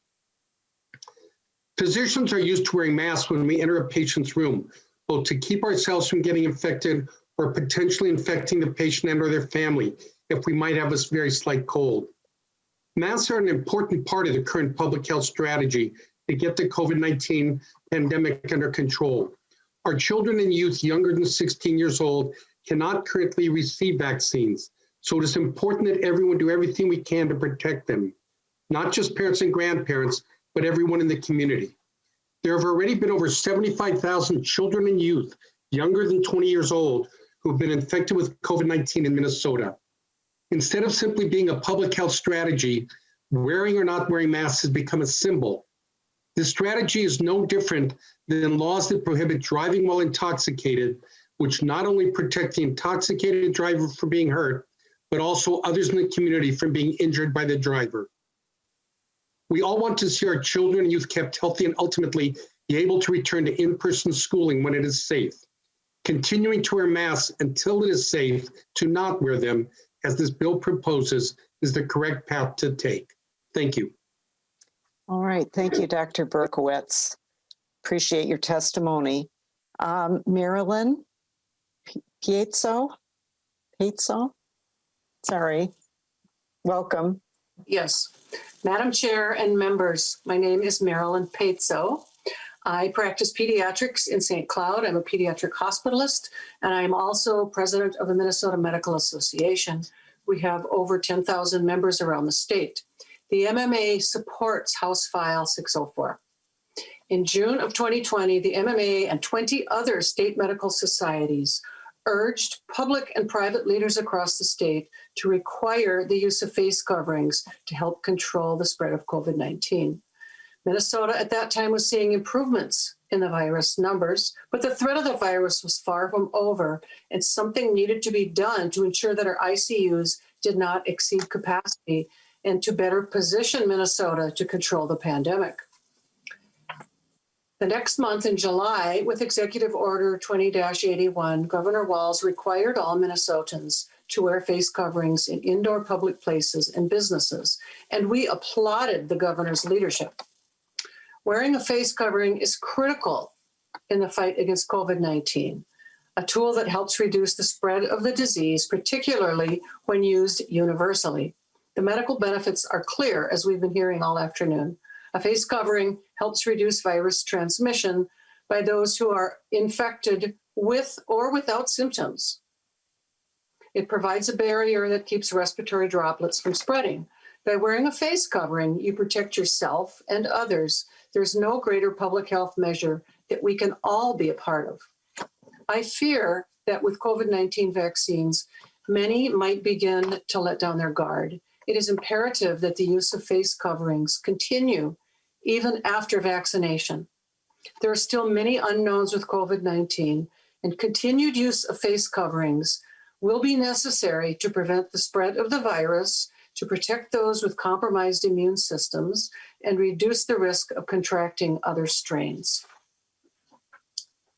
We have a responsibility to protect ourselves, our families, and our communities.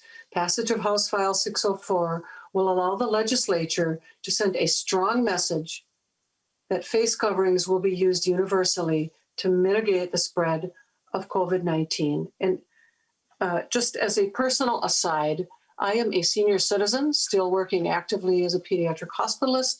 I feel very well protected with my mask, and the vast majority of workers in medical settings with the use of masks are able to avoid being infected even when around people with active infections. So just an anecdotal addition. Thank you, Madam Chairman.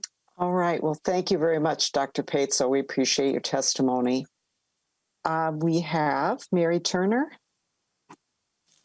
Welcome. Unmute. There you go.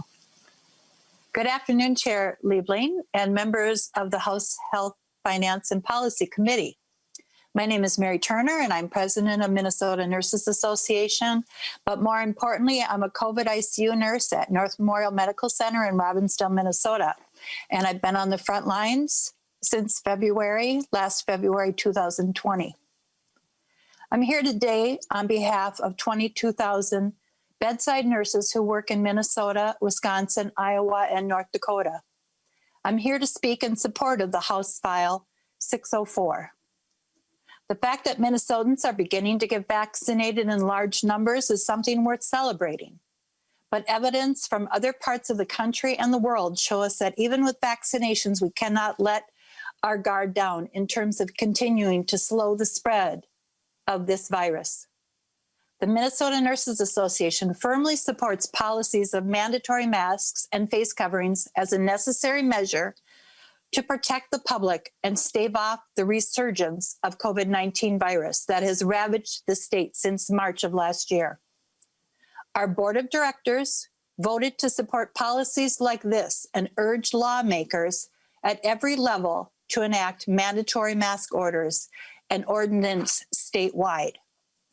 Nurses support policies requiring the use of cloth face coverings for the following reasons.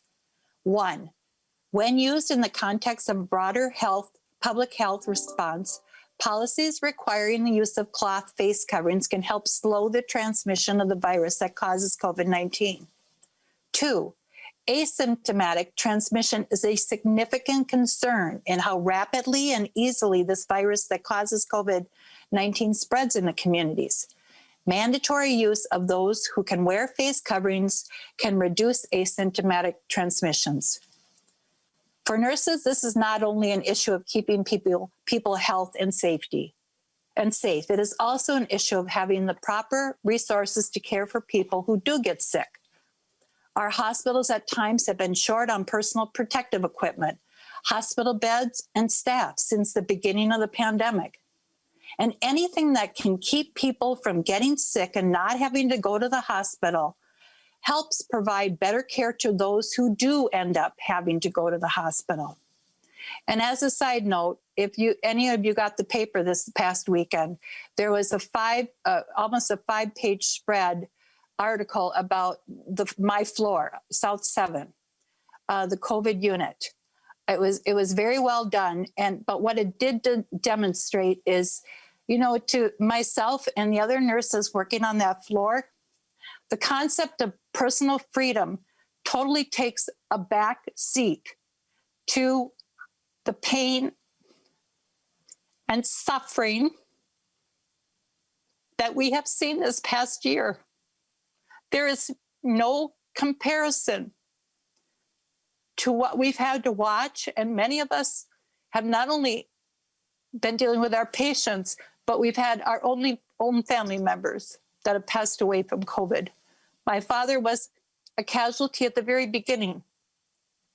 And in this article, a nurse tells about how she feels guilty because they did family gathering. They thought the numbers were down. They could gather together, and her mother-in-law ended up passing away. And Holly mentions that in that article. So not only are we seeing the worst case scenarios of this vicious virus, but I'm so happy that it got put out there because people need to know this is real. People need to know that this is not something you easily get over. And I just want to emphasize that we also think it is so important to do all the other things, like the stay-at-home orders and the distancing policies and the workplace protections and everything else like that, the paid sick leave, the family leave policies. getting tested for COVID, getting healthcare workers and other frontline workers tested for COVID-19. I apologize if I get emotional about this, but you just can't imagine the war that's been going on out there.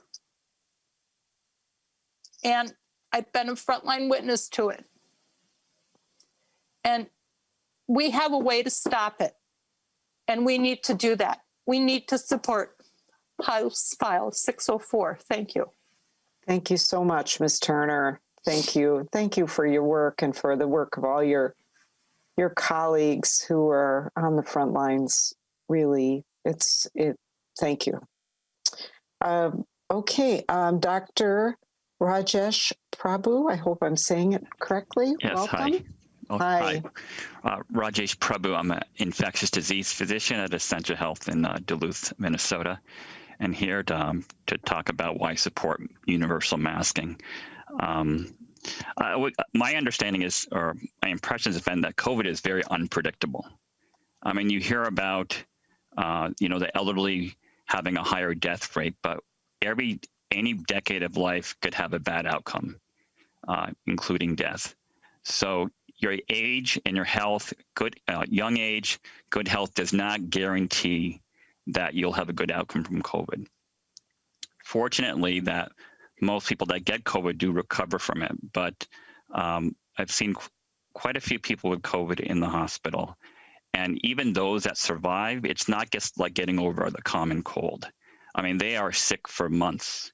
Some are permanently or long-term have ill effects. And I would use that as an analogy for West Nile virus when it went through Minnesota, or even Lyme disease. I think people have heard of people that have had those type of infections that never quite feel normal after their illness. And in COVID, it's just another infection to that long list of infections that could potentially give a person permanent damage. But you don't know until after the fact if you're going to have a very easy recovery, a long-term recovery, or death. And with COVID, there's just been such an unprecedented amount of research into COVID worldwide.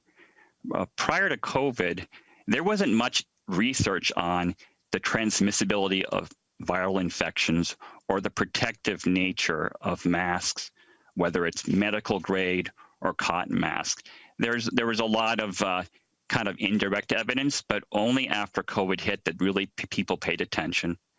And then Dr. Hogan had presented some data from the Mayo Clinic. There's many studies, many institutions around the world that have done similar experimental models showing how masking itself really cuts down the transmission risk. But the key thing is that masking works if both parties mask. That's where your greatest benefit is. So if you went to a voluntary system, I just choose to mask to protect myself, the greatest benefit is actually when both parties mask. Whether it's a cotton mask or surgical mask or a higher medical grade mask. And as you know, that we do universal masking and eye protection. And someone had asked earlier about eye protection. They have looked at that. There is an added benefit of eye protection in reducing the risk of getting this coronavirus infection. So our rates of infection of healthcare workers, if you follow the appropriate personal protective equipment, is actually probably lower than in the community. And the other point is that even prior to COVID, like influenza, we've heard that you can pass the flu prior to getting symptoms. There was really indirect evidence. With COVID, it's unbelievable how much research and attention has been to determine that you can truly transmit COVID prior to symptom development. So that's 2 days before. You're most contagious 2 days before and probably 5 to 6 days after symptoms develop. So that first week of infection is the most critical to prevent transmission to others.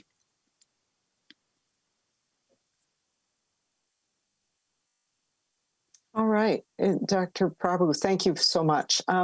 So members, it's 5:08. We were going to end at 5:30, but I do want to allow some brief questions if you have them, because we do have some amendments to handle. So Representative Pryor.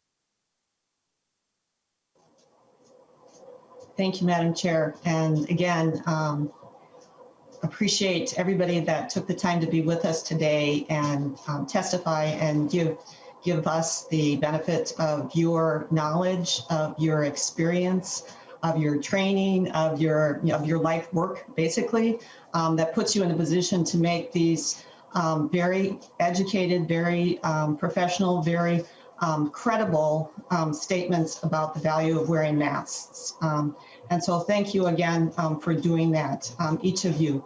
And I just thank you, Ms. Turner, for sharing with you also that emotional impact that this all has so that we know what's involved and what the stakes are. And that takes a lot of strength to be able to speak that honestly in this kind of setting. So thank you. My question goes back to Dr. Teal. So a couple things I was, as we're looking on you on Zoom here, you are wearing a mask, and I think we refer to that as like a surgical mask. And so people have said like, well, if it's not an N95 or the equivalent of a 95, it's not worth wearing. But you are in a hospital setting, you're a provider, and that's not what you're wearing right now. So could you, talk about how you see masking and different masks in different situations? Thank you. Yeah, Dr. Thielen. Thank you for that question. Yes, so I am in a hospital, and we have very specific guidance on under what circumstances we are to wear surgical masks versus N95s. And certainly as part of my day, I do use an N95, and those are typically when we are performing procedures or in a space where there is a patient receiving a procedure where there are aerosols being generated. So it's a risk-benefit analysis where our infection preventionists who do this kind of work day in and day out of figuring out what are the occupational exposures that are most at risk, they have made a choice about when the highest risk procedures happen. And so that might be suctioning a patient or obtaining a sputum sample where somebody's coughing something up or putting a breathing tube in a patient's airway. Those are higher risk procedures. And under those conditions, I would be wearing an N95 when I'm wearing, if I'm in a room with a patient even that is known to be COVID positive, I would be wearing an N95. But this mask is what I wear. It's on in the morning when I walk in the door, and it's on my face every moment of the day, except when I'm eating or drinking throughout the day. And that is both to protect me from getting transmission, but also if I were to be an asymptomatic carrier, to prevent me from transmitting to my patients. And so that has been part of our standard protocol in the hospital, that we are all wearing surgical masks all the time when we're just going about doing our business and with non-COVID infected patients, and we amp up those precautions when we are in fact doing higher risk procedures. Normally when I'm seeing a patient, I am also wearing a face shield. So the previous provider talked about that. I have my face shield right here. I'm not wearing it since I'm in this room by myself, but that is also part of my routine protection that I wear all the time. Thank you. Representative Pryor. Very short follow-up, Madam Chair. Representative Pryor. Thank you. And also, even after providers are vaccinated, is the policy to continue to wear masks in the hospital setting? Dr. Thielen. Thank you for that question. Yes, so for right now, that is the guidance, and that stems from the fact that we don't yet know to what extent the vaccines prevent asymptomatic transmission. And so that is, as long as that is a concern until we have better evidence addressing that specific question, yes, my understanding is that will be the guidance for the time being. All right. Well, thank you so much. Representative Gruenhagen, and then we're going to move on to take some amendments. Representative Gruenhagen. Yeah, thank you for extending the time. This is a very important issue. And I have a question for the testifiers. I first want to thank Mrs. Turner for what she does on that floor. About when I was 54, I was hospitalized for 10 days. And I think my nurse was an angel. In fact, I accused her of being an angel several times, although she wouldn't show me her wings. So I know what she does is very important. I appreciate her testimony. But I do have a personal story. Both my wife and I had COVID back in November. I was over it in about 48 hours, like a 48-hour flu. But my wife got very sick. She went to the doctor. They gave her prednisone and sent her home. Well, she took the prednisone for 3 or 4 days, and it did seem to help some. But then once it was gone, the COVID got worse. In fact, it got to the point where she had a hard time breathing. Yet we didn't see, they didn't want to admit her to the hospital. So she went online to some doctors and explained her circumstances, who prescribed her hydroxychloroquine and Z-Pak. Okay, we picked it up the next day at the local drugstore. She started taking that. 3-4 days later, she was better. Okay, and this is where she was at the point where she had a hard time breathing. All right, so my question to the testifiers is, wouldn't it make sense to give our most vulnerable population, where we have 70% of the deaths, preventative medication like hydroxychloroquine, and certain vitamins were also recommended by these doctors. You can find them on the internet. There's several medical experts that say prevention for our most vulnerable should be done. You shouldn't wait till you get sick to the point where you have to be hospitalized. And yet it isn't just my wife. I've had, and I'm a lay person, not a doctor, okay? But I've had several of my clients in my insurance industry tell me the same thing. Little was done until they had to be hospitalized. Why don't we practice prevention? Hydroxychloroquine can be sold over the counter without a prescription in Africa for malaria. It's been around for over 50 years. So I'd like you to respond to that, one of the testifiers. Thank you. Okay, so Representative Grunhagen, this whole bill is about prevention, but I'm not sure which of you, okay. Dr. Thielen, please go ahead. Yeah, thank you for that question, Representative Grunhagen. So I think you've raised a really important point that we've been hearing about from the beginning, and I think there was definitely a lot of early interest about whether hydroxychloroquine and some of the drugs you mentioned might prevent COVID. But in fact, we now actually have really good answers that show that in fact that is not the case. So that has been studied in multiple trials now, including some investigators, including Dr. Bulwer at our University of Minnesota institution have been instrumental in conducting some of those studies. And we now have very clear scientific answers that particular treatment is not effective for prevention. However, we do have other therapies, including monoclonal antibodies, that we are deploying for prevention strategies in exposed and infected individuals as part of our overall package. And I don't want to diminish the importance of those, but I think we can even act upstream even farther by preventing people from getting infected in the first place. And I think for those of us who are sort of thinking about public health and how we cause the least harm and have the most benefit, we really are trying to get upstream and avoid even exposing people to treatments or having to come into a hospital to get treatment for an already acquired infection, and if ever possible, prevent infection from happening in the first place. Thank you. Representative Grunhagen, please go ahead. I just think I see a lack of trying to treat people with things. Certain vitamins too have been recommended by medical experts. My wife was getting very sick and she got hydroxychloroquine and Z-Pak, and boom, just in 2 to 3 days, she was better.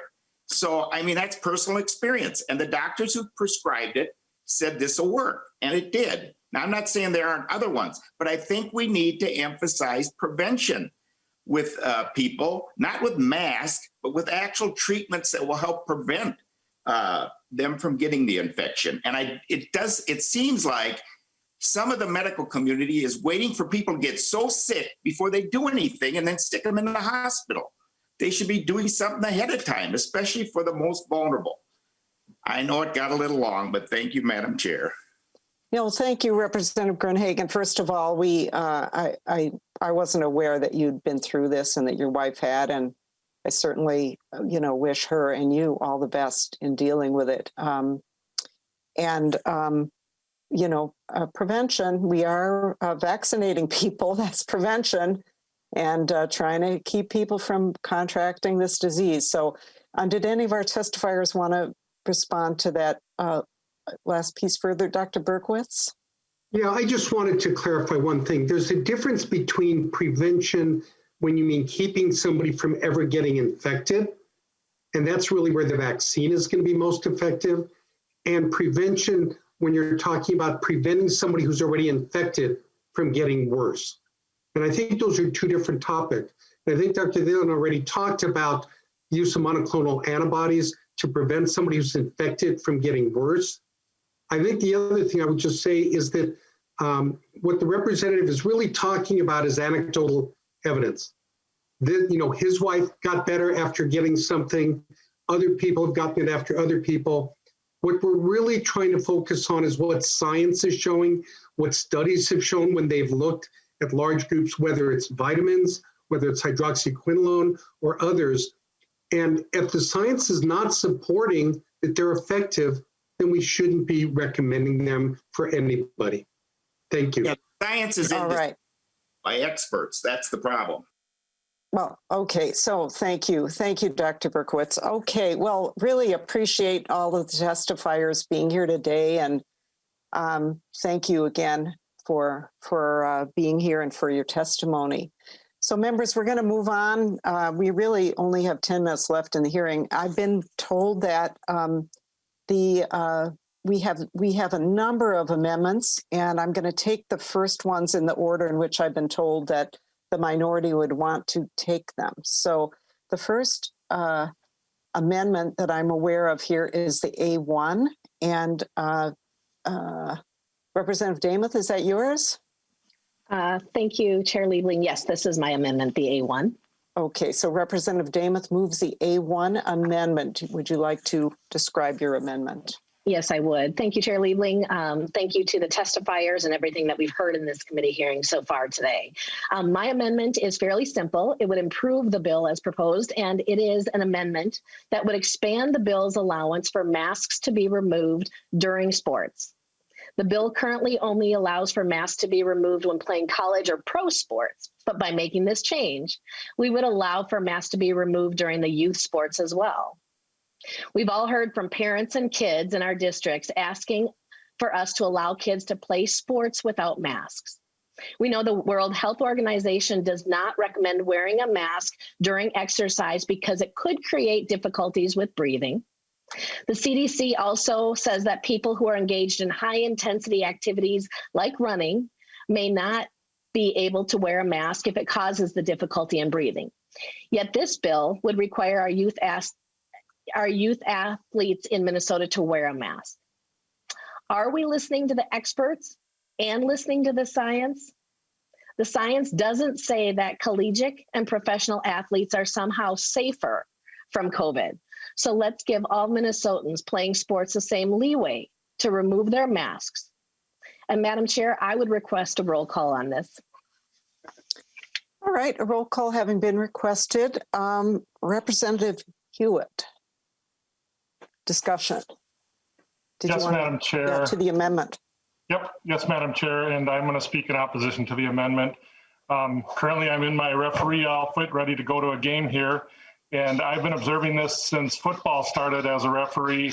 The ones that complain the most are the parents. The kids have adapted. As a EMT, I watch the kids when they're out on the floor. I have not had to stop a game once this season to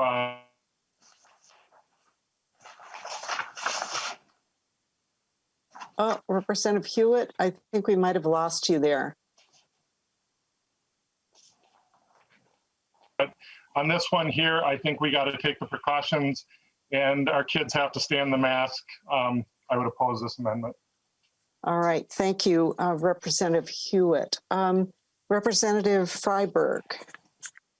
Thank you, Madam Chair. I think maybe I have a question for Ms. Clarkvist from House Research. I was just looking at the author's amendment, and it looks like it deleted page 3, lines 16 and 17, which are the 2 lines that this amendment would modify. I'm just wondering if this amendment is in order with the adoption of the author's amendment. Ms. Clarkvist? So Madam Chair and Representative Freiberg, if this amendment were to be adopted, I would ask for a direction from the chair to make any technical changes to the amendment needed to allow the goal of the amendment to be effectuated. Higher education institution sport, the term higher education institution is no longer used, it's intercollegiate sport. So I think that what I would do is remove intercollegiate sport or professional instead of higher education institution. Okay, thank you. So it's just a technical problem and not one that in other words, the amendment is still relevant. Okay. Let's see. Next, we have Representative Keel. Madam Chair, I would speak in support of this. I heard Representative Hewitt talk about how he's seen all kinds of students. I do have school board members calling, kids are passing out, one got a concussion. There's been some different issues out there. So I believe that Representative Damas' amendment would be very important to our local schools and making sure that our students are allowed to play without masks. And best for them. Thank you. Okay, so we have, I see that Representative Backer's hand is up.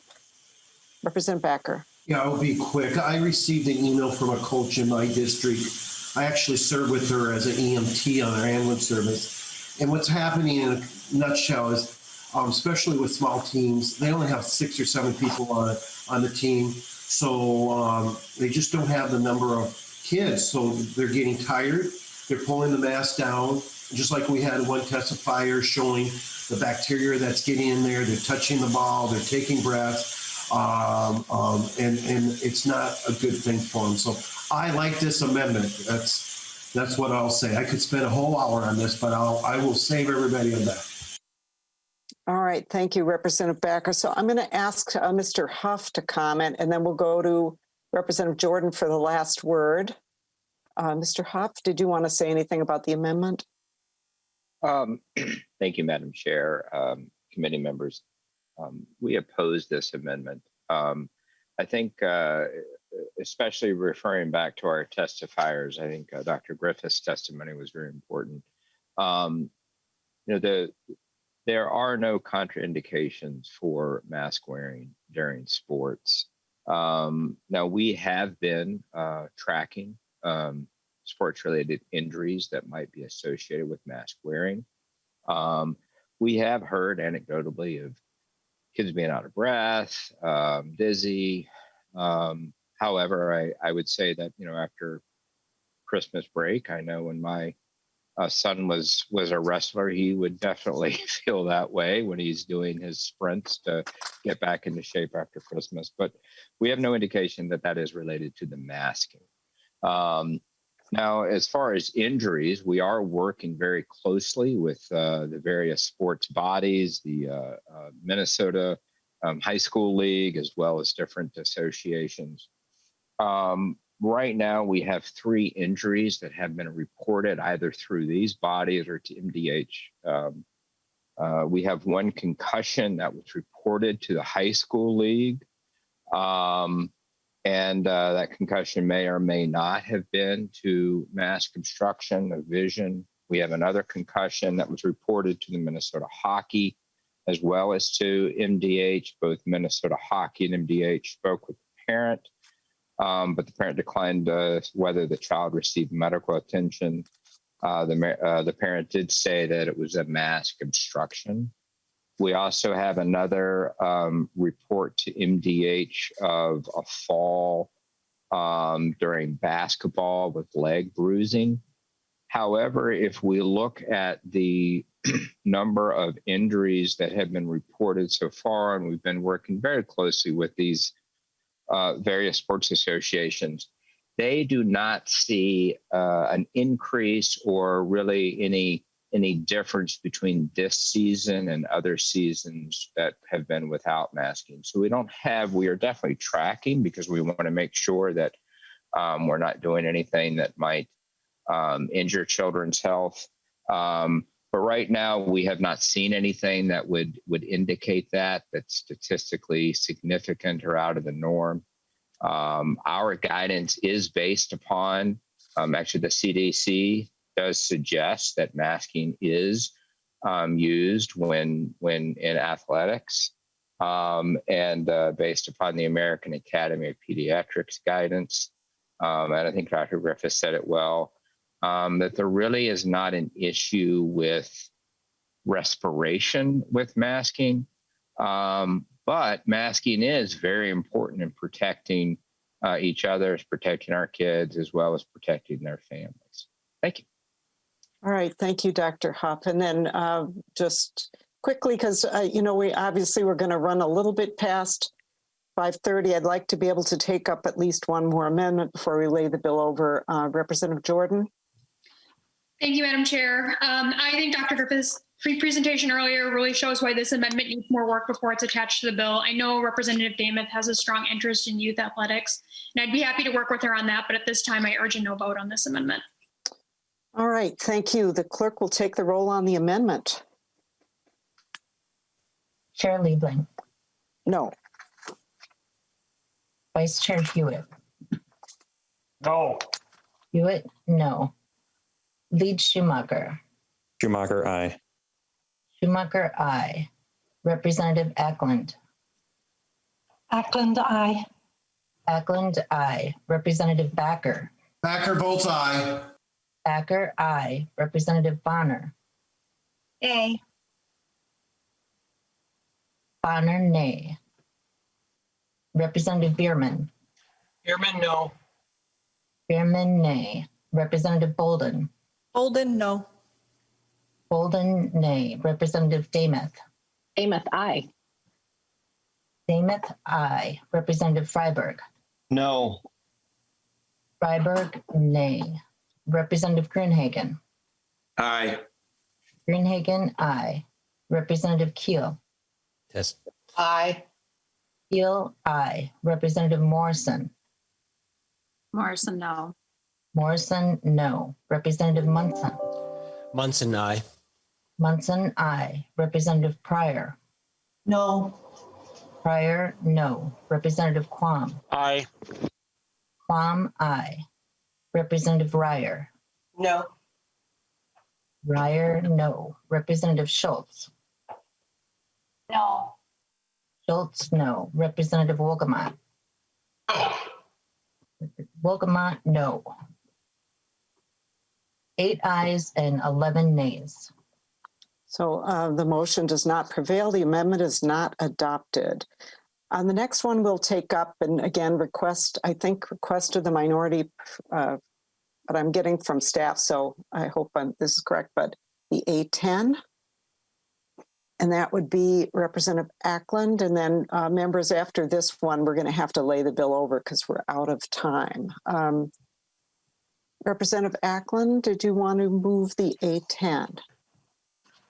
Thank you, Madam Chair. So Representative Ackland moves the A10 amendment. Please go ahead and present the amendment. Okay.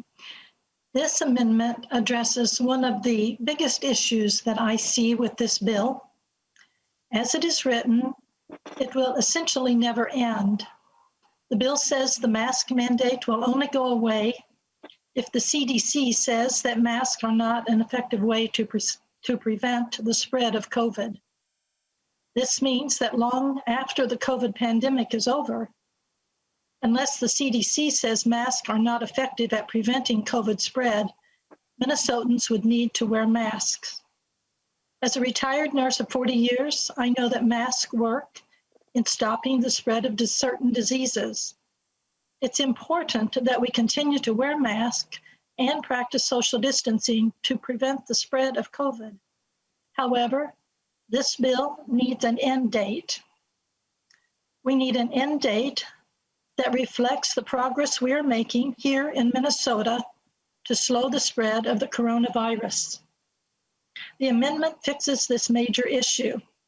Instead of an endless mask mandate, we would end the mandate when the state reaches herd immunity, which experts say is around 80% of the state having immunity.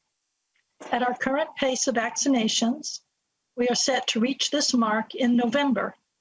However, we all expect that increased production and new vaccines being created will speed up this process. The amendment says that once we have herd immunity and we no longer need to worry about community spread, we should end this mandate. Minnesotans do not need to live in fear forever. In fact, they need hope. They need hope that this pandemic will eventually end and things will return to normal. This amendment ensures things will actually return to normal sooner than never. I would request a roll call, Madam Chair. Thank you. Okay, a roll call having been requested, there will be a roll call. We have a list of members. Representative Bolden.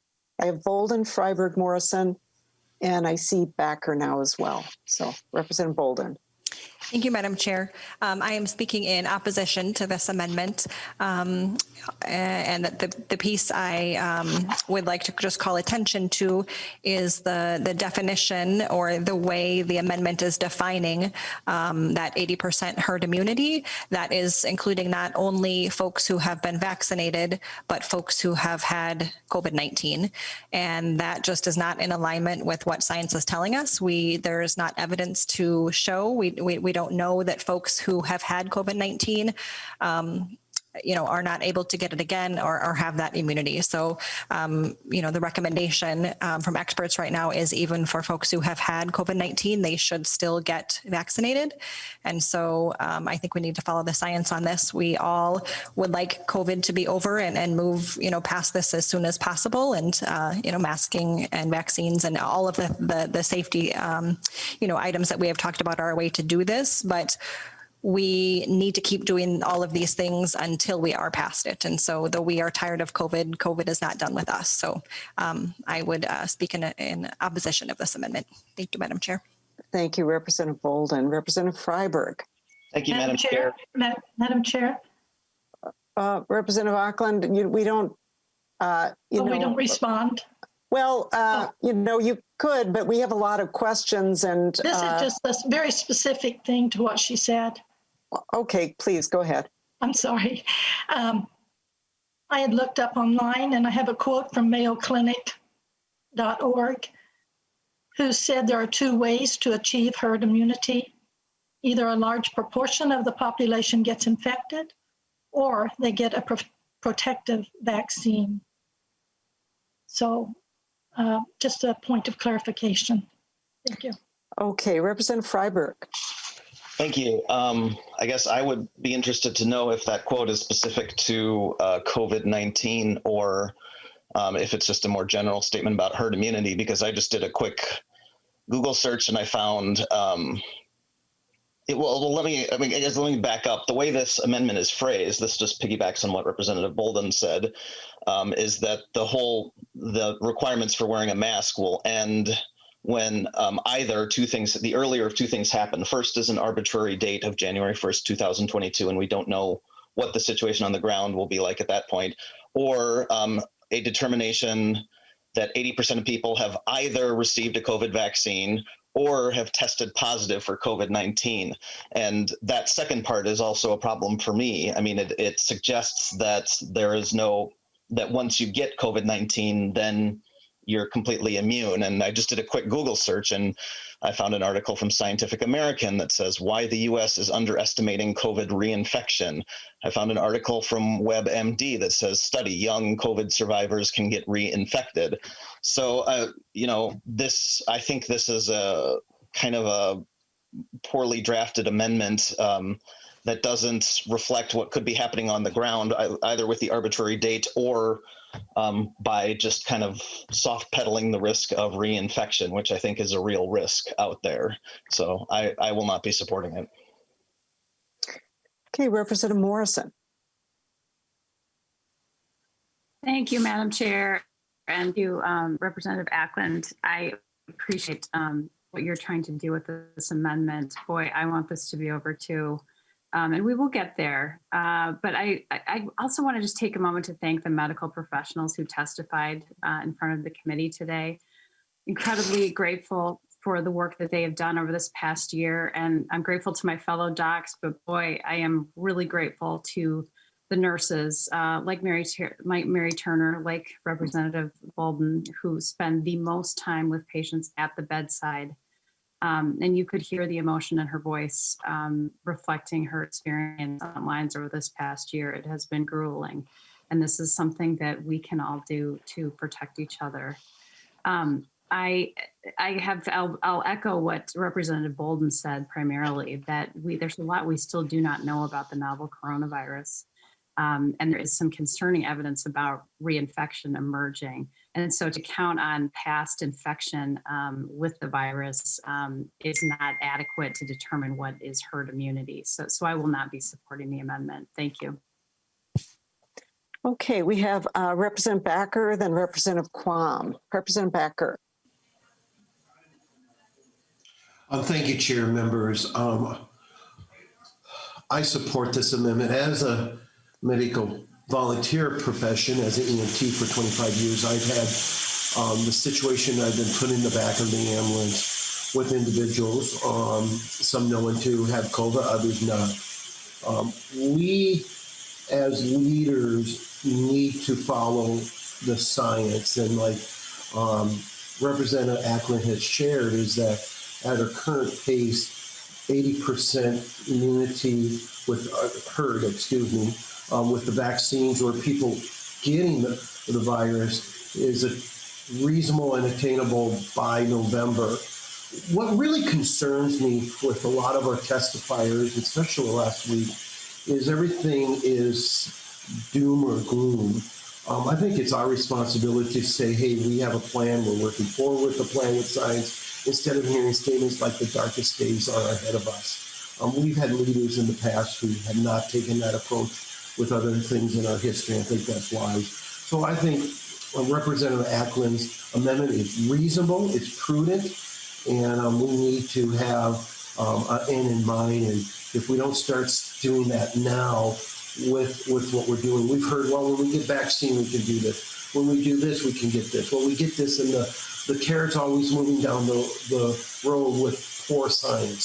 So I'm going to be supporting that. I do appreciate people listening. I do thank you for everybody's comments here. Thank you, Chair. Thank you. All right, Representative Quam. Thank you, Madam Chair and members. It's not trivial to do a mandate. And frankly, one nice thing about having an end date is that we are forced to reevaluate the data and the information. A year ago, we were hearing a lot of things, and then we developed treatments. We've got vaccines. Things have changed and improved. In 3 months from now, we will have a better idea just how effective. Probably we'll have 4 vaccines that will be being utilized. And frankly, putting something on autopilot like this, I think, is abdicating our need to keep up to date, revisit, and appropriately adjust something as important as a mandate. So I'm going to wholeheartedly support this amendment. And if there can be improvement and tweaking before, since it's being laid on the table, I think we should really look at how we can do a better job with this bill, and the fact that we haven't been able to debate and talk about other amendments because we ran out of time. Thank you, Madam Chair.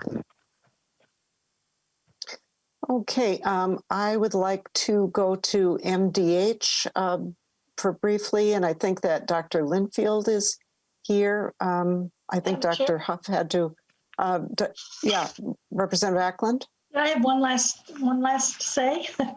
Is that maybe when on amendments you don't, but I did have some information, factual information to share. Okay. Oh, well, yeah, I mean, we're way past our time to adjourn. You know what? If we go too much longer, we're just going to lay the bill on the table and not get to a vote. So 1 minute. Go ahead. Okay. So a couple things. One, per the CDC, confirmed and suspected cases of reinfection have been reported, but this is rare. So we don't base our decisions around the outliers, the rareness of it. Secondly, there are 2 ways to achieve herd immunity. Like I said before, either from getting the infection or the vaccine. Experts estimate that in the United States, 70% of the population, more than 200 people, would have to recover from COVID-19 to halt the epidemic. So that's from Mayo Clinic saying, yes, we can achieve herd immunity if just by doing that. And Also, the herd immunity, immunity to disease varies from disease to disease. But in the SARS-CoV-2, the virus that causes COVID-19, if it's like other coronaviruses that currently infect humans, we can expect that people who get infected will be immune for months to years, but probably not for their entire lives. So I think we have to take the fact that our vaccine works and move forward from that in being able to open up our communities back to a more normal state. So thank you. Thank you for my comment. Okay. All right. We have, is Dr. Linfield here?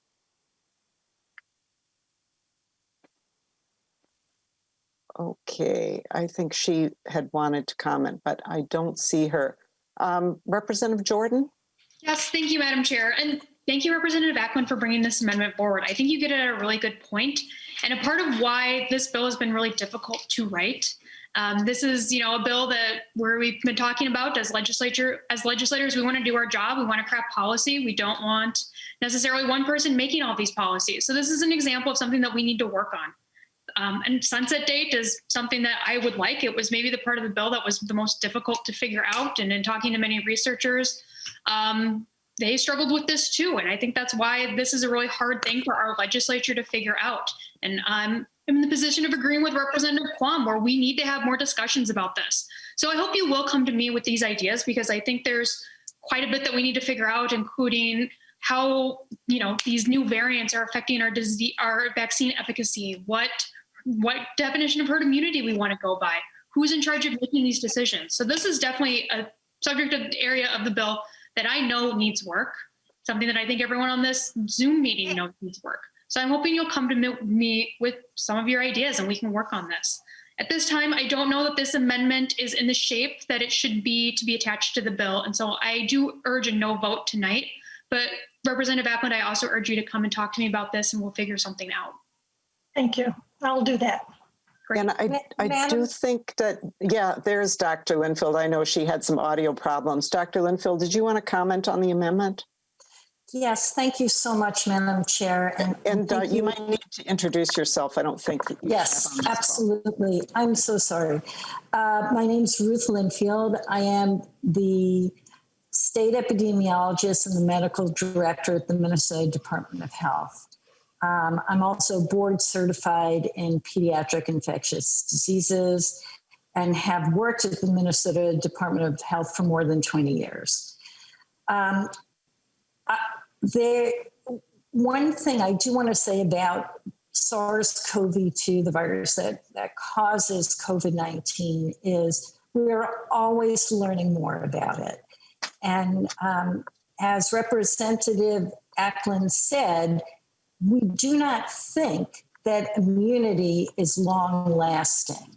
It is the case, she had mentioned months to years. This is distinctly different than a disease like measles, where we think that once you have been infected or immunized and received the appropriate round of immunizations, immunity is lifelong.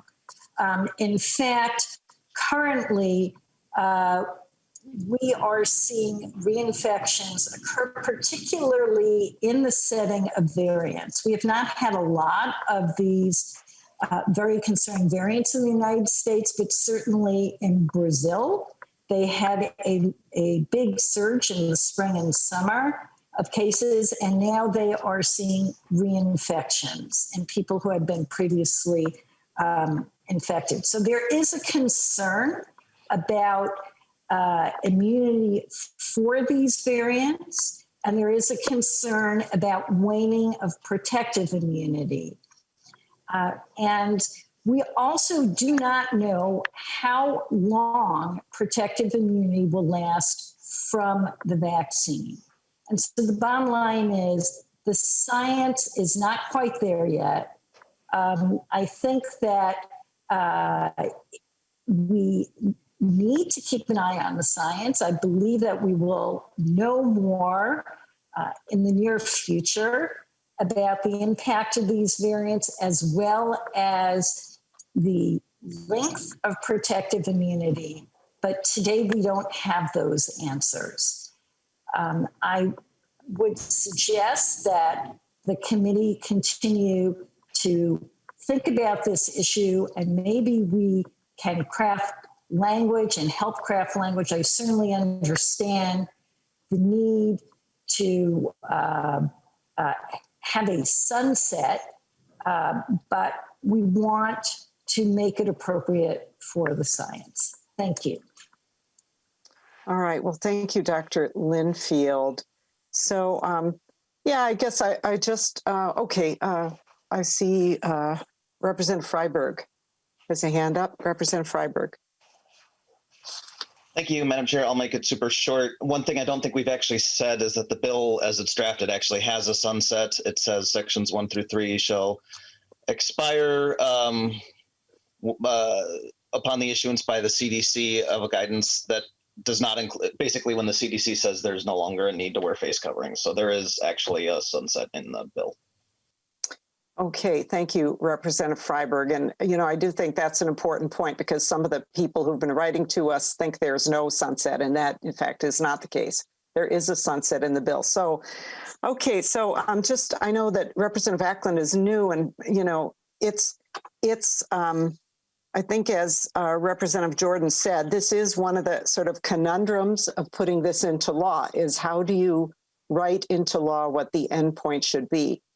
And part of our problem that we have is that this is a novel coronavirus. We're still learning about it. The science is still evolving. We've got these very troubling variants coming that we've seen in other places have been really problematic.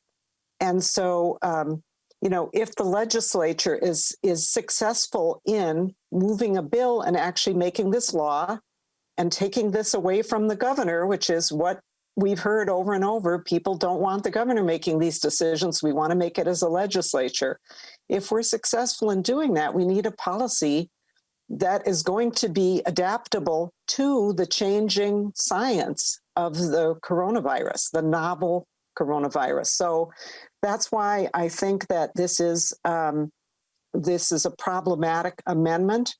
And you know, it's sort of unfortunate that it has a roll call on it, which is, you know, usually we don't do that as a rule in committee unless, you know, somebody wants to force members to go on record on something and kind of draw the line. But be that as it may, I'm going to recommend a no vote to members as well, because this is really puts an arbitrary and possibly really inappropriate end date on the bill. And at this time, we just don't know. We can all hope very much that this is, you know, that this would work. And, you know, we all hope that this is over by January 1st, 2022. My goodness, nobody wants to go another day, much less another almost full year with this. But we also want to keep people alive and healthy and safe. And so, Ms. Niederhofer, please take the roll.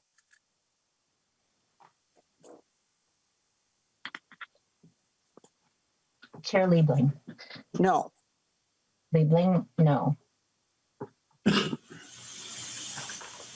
Vice Chair Hewitt.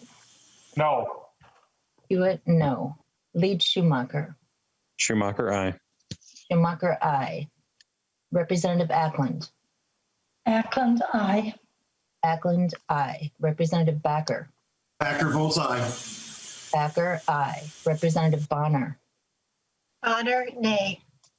Bonner, no. Representative Bierman. Bierman, no. Bierman, no. Representative Bolden. Bolden, no. Bolden, no. Representative Damath. Damath, aye.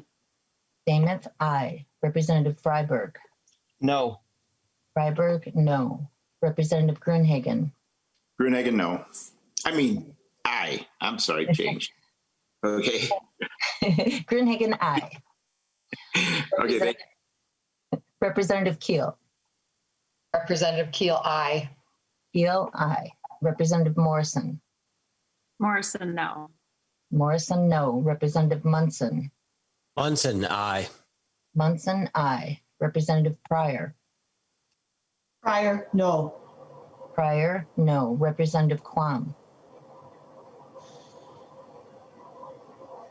Aye. Quam, aye. Representative Ryer. Pryor, no. Ryer, no. Representative Schultz. No. Schultz, no. Representative Wolgamott. Wolgamott, no. Wolgamott, no. 8 ayes and 11 nays. There being 8 ayes and 11 nays, the motion does not prevail. The amendment is not adopted. And with that, members, we're going to lay over the bill. Thank you very much for a good discussion and a good consideration. Thank you, Representative Jordan, for bringing this to us. And so the bill is laid over for possible inclusion in the finance bill. So with that, members, I'm going to let you go. I hope you've got something nice and relaxing planned for your evening after this very long meeting. And we will be hearing, we have a good meeting planned for tomorrow about Black maternal health, and we're going to be hearing House File 660. So with that, the meeting is adjourned.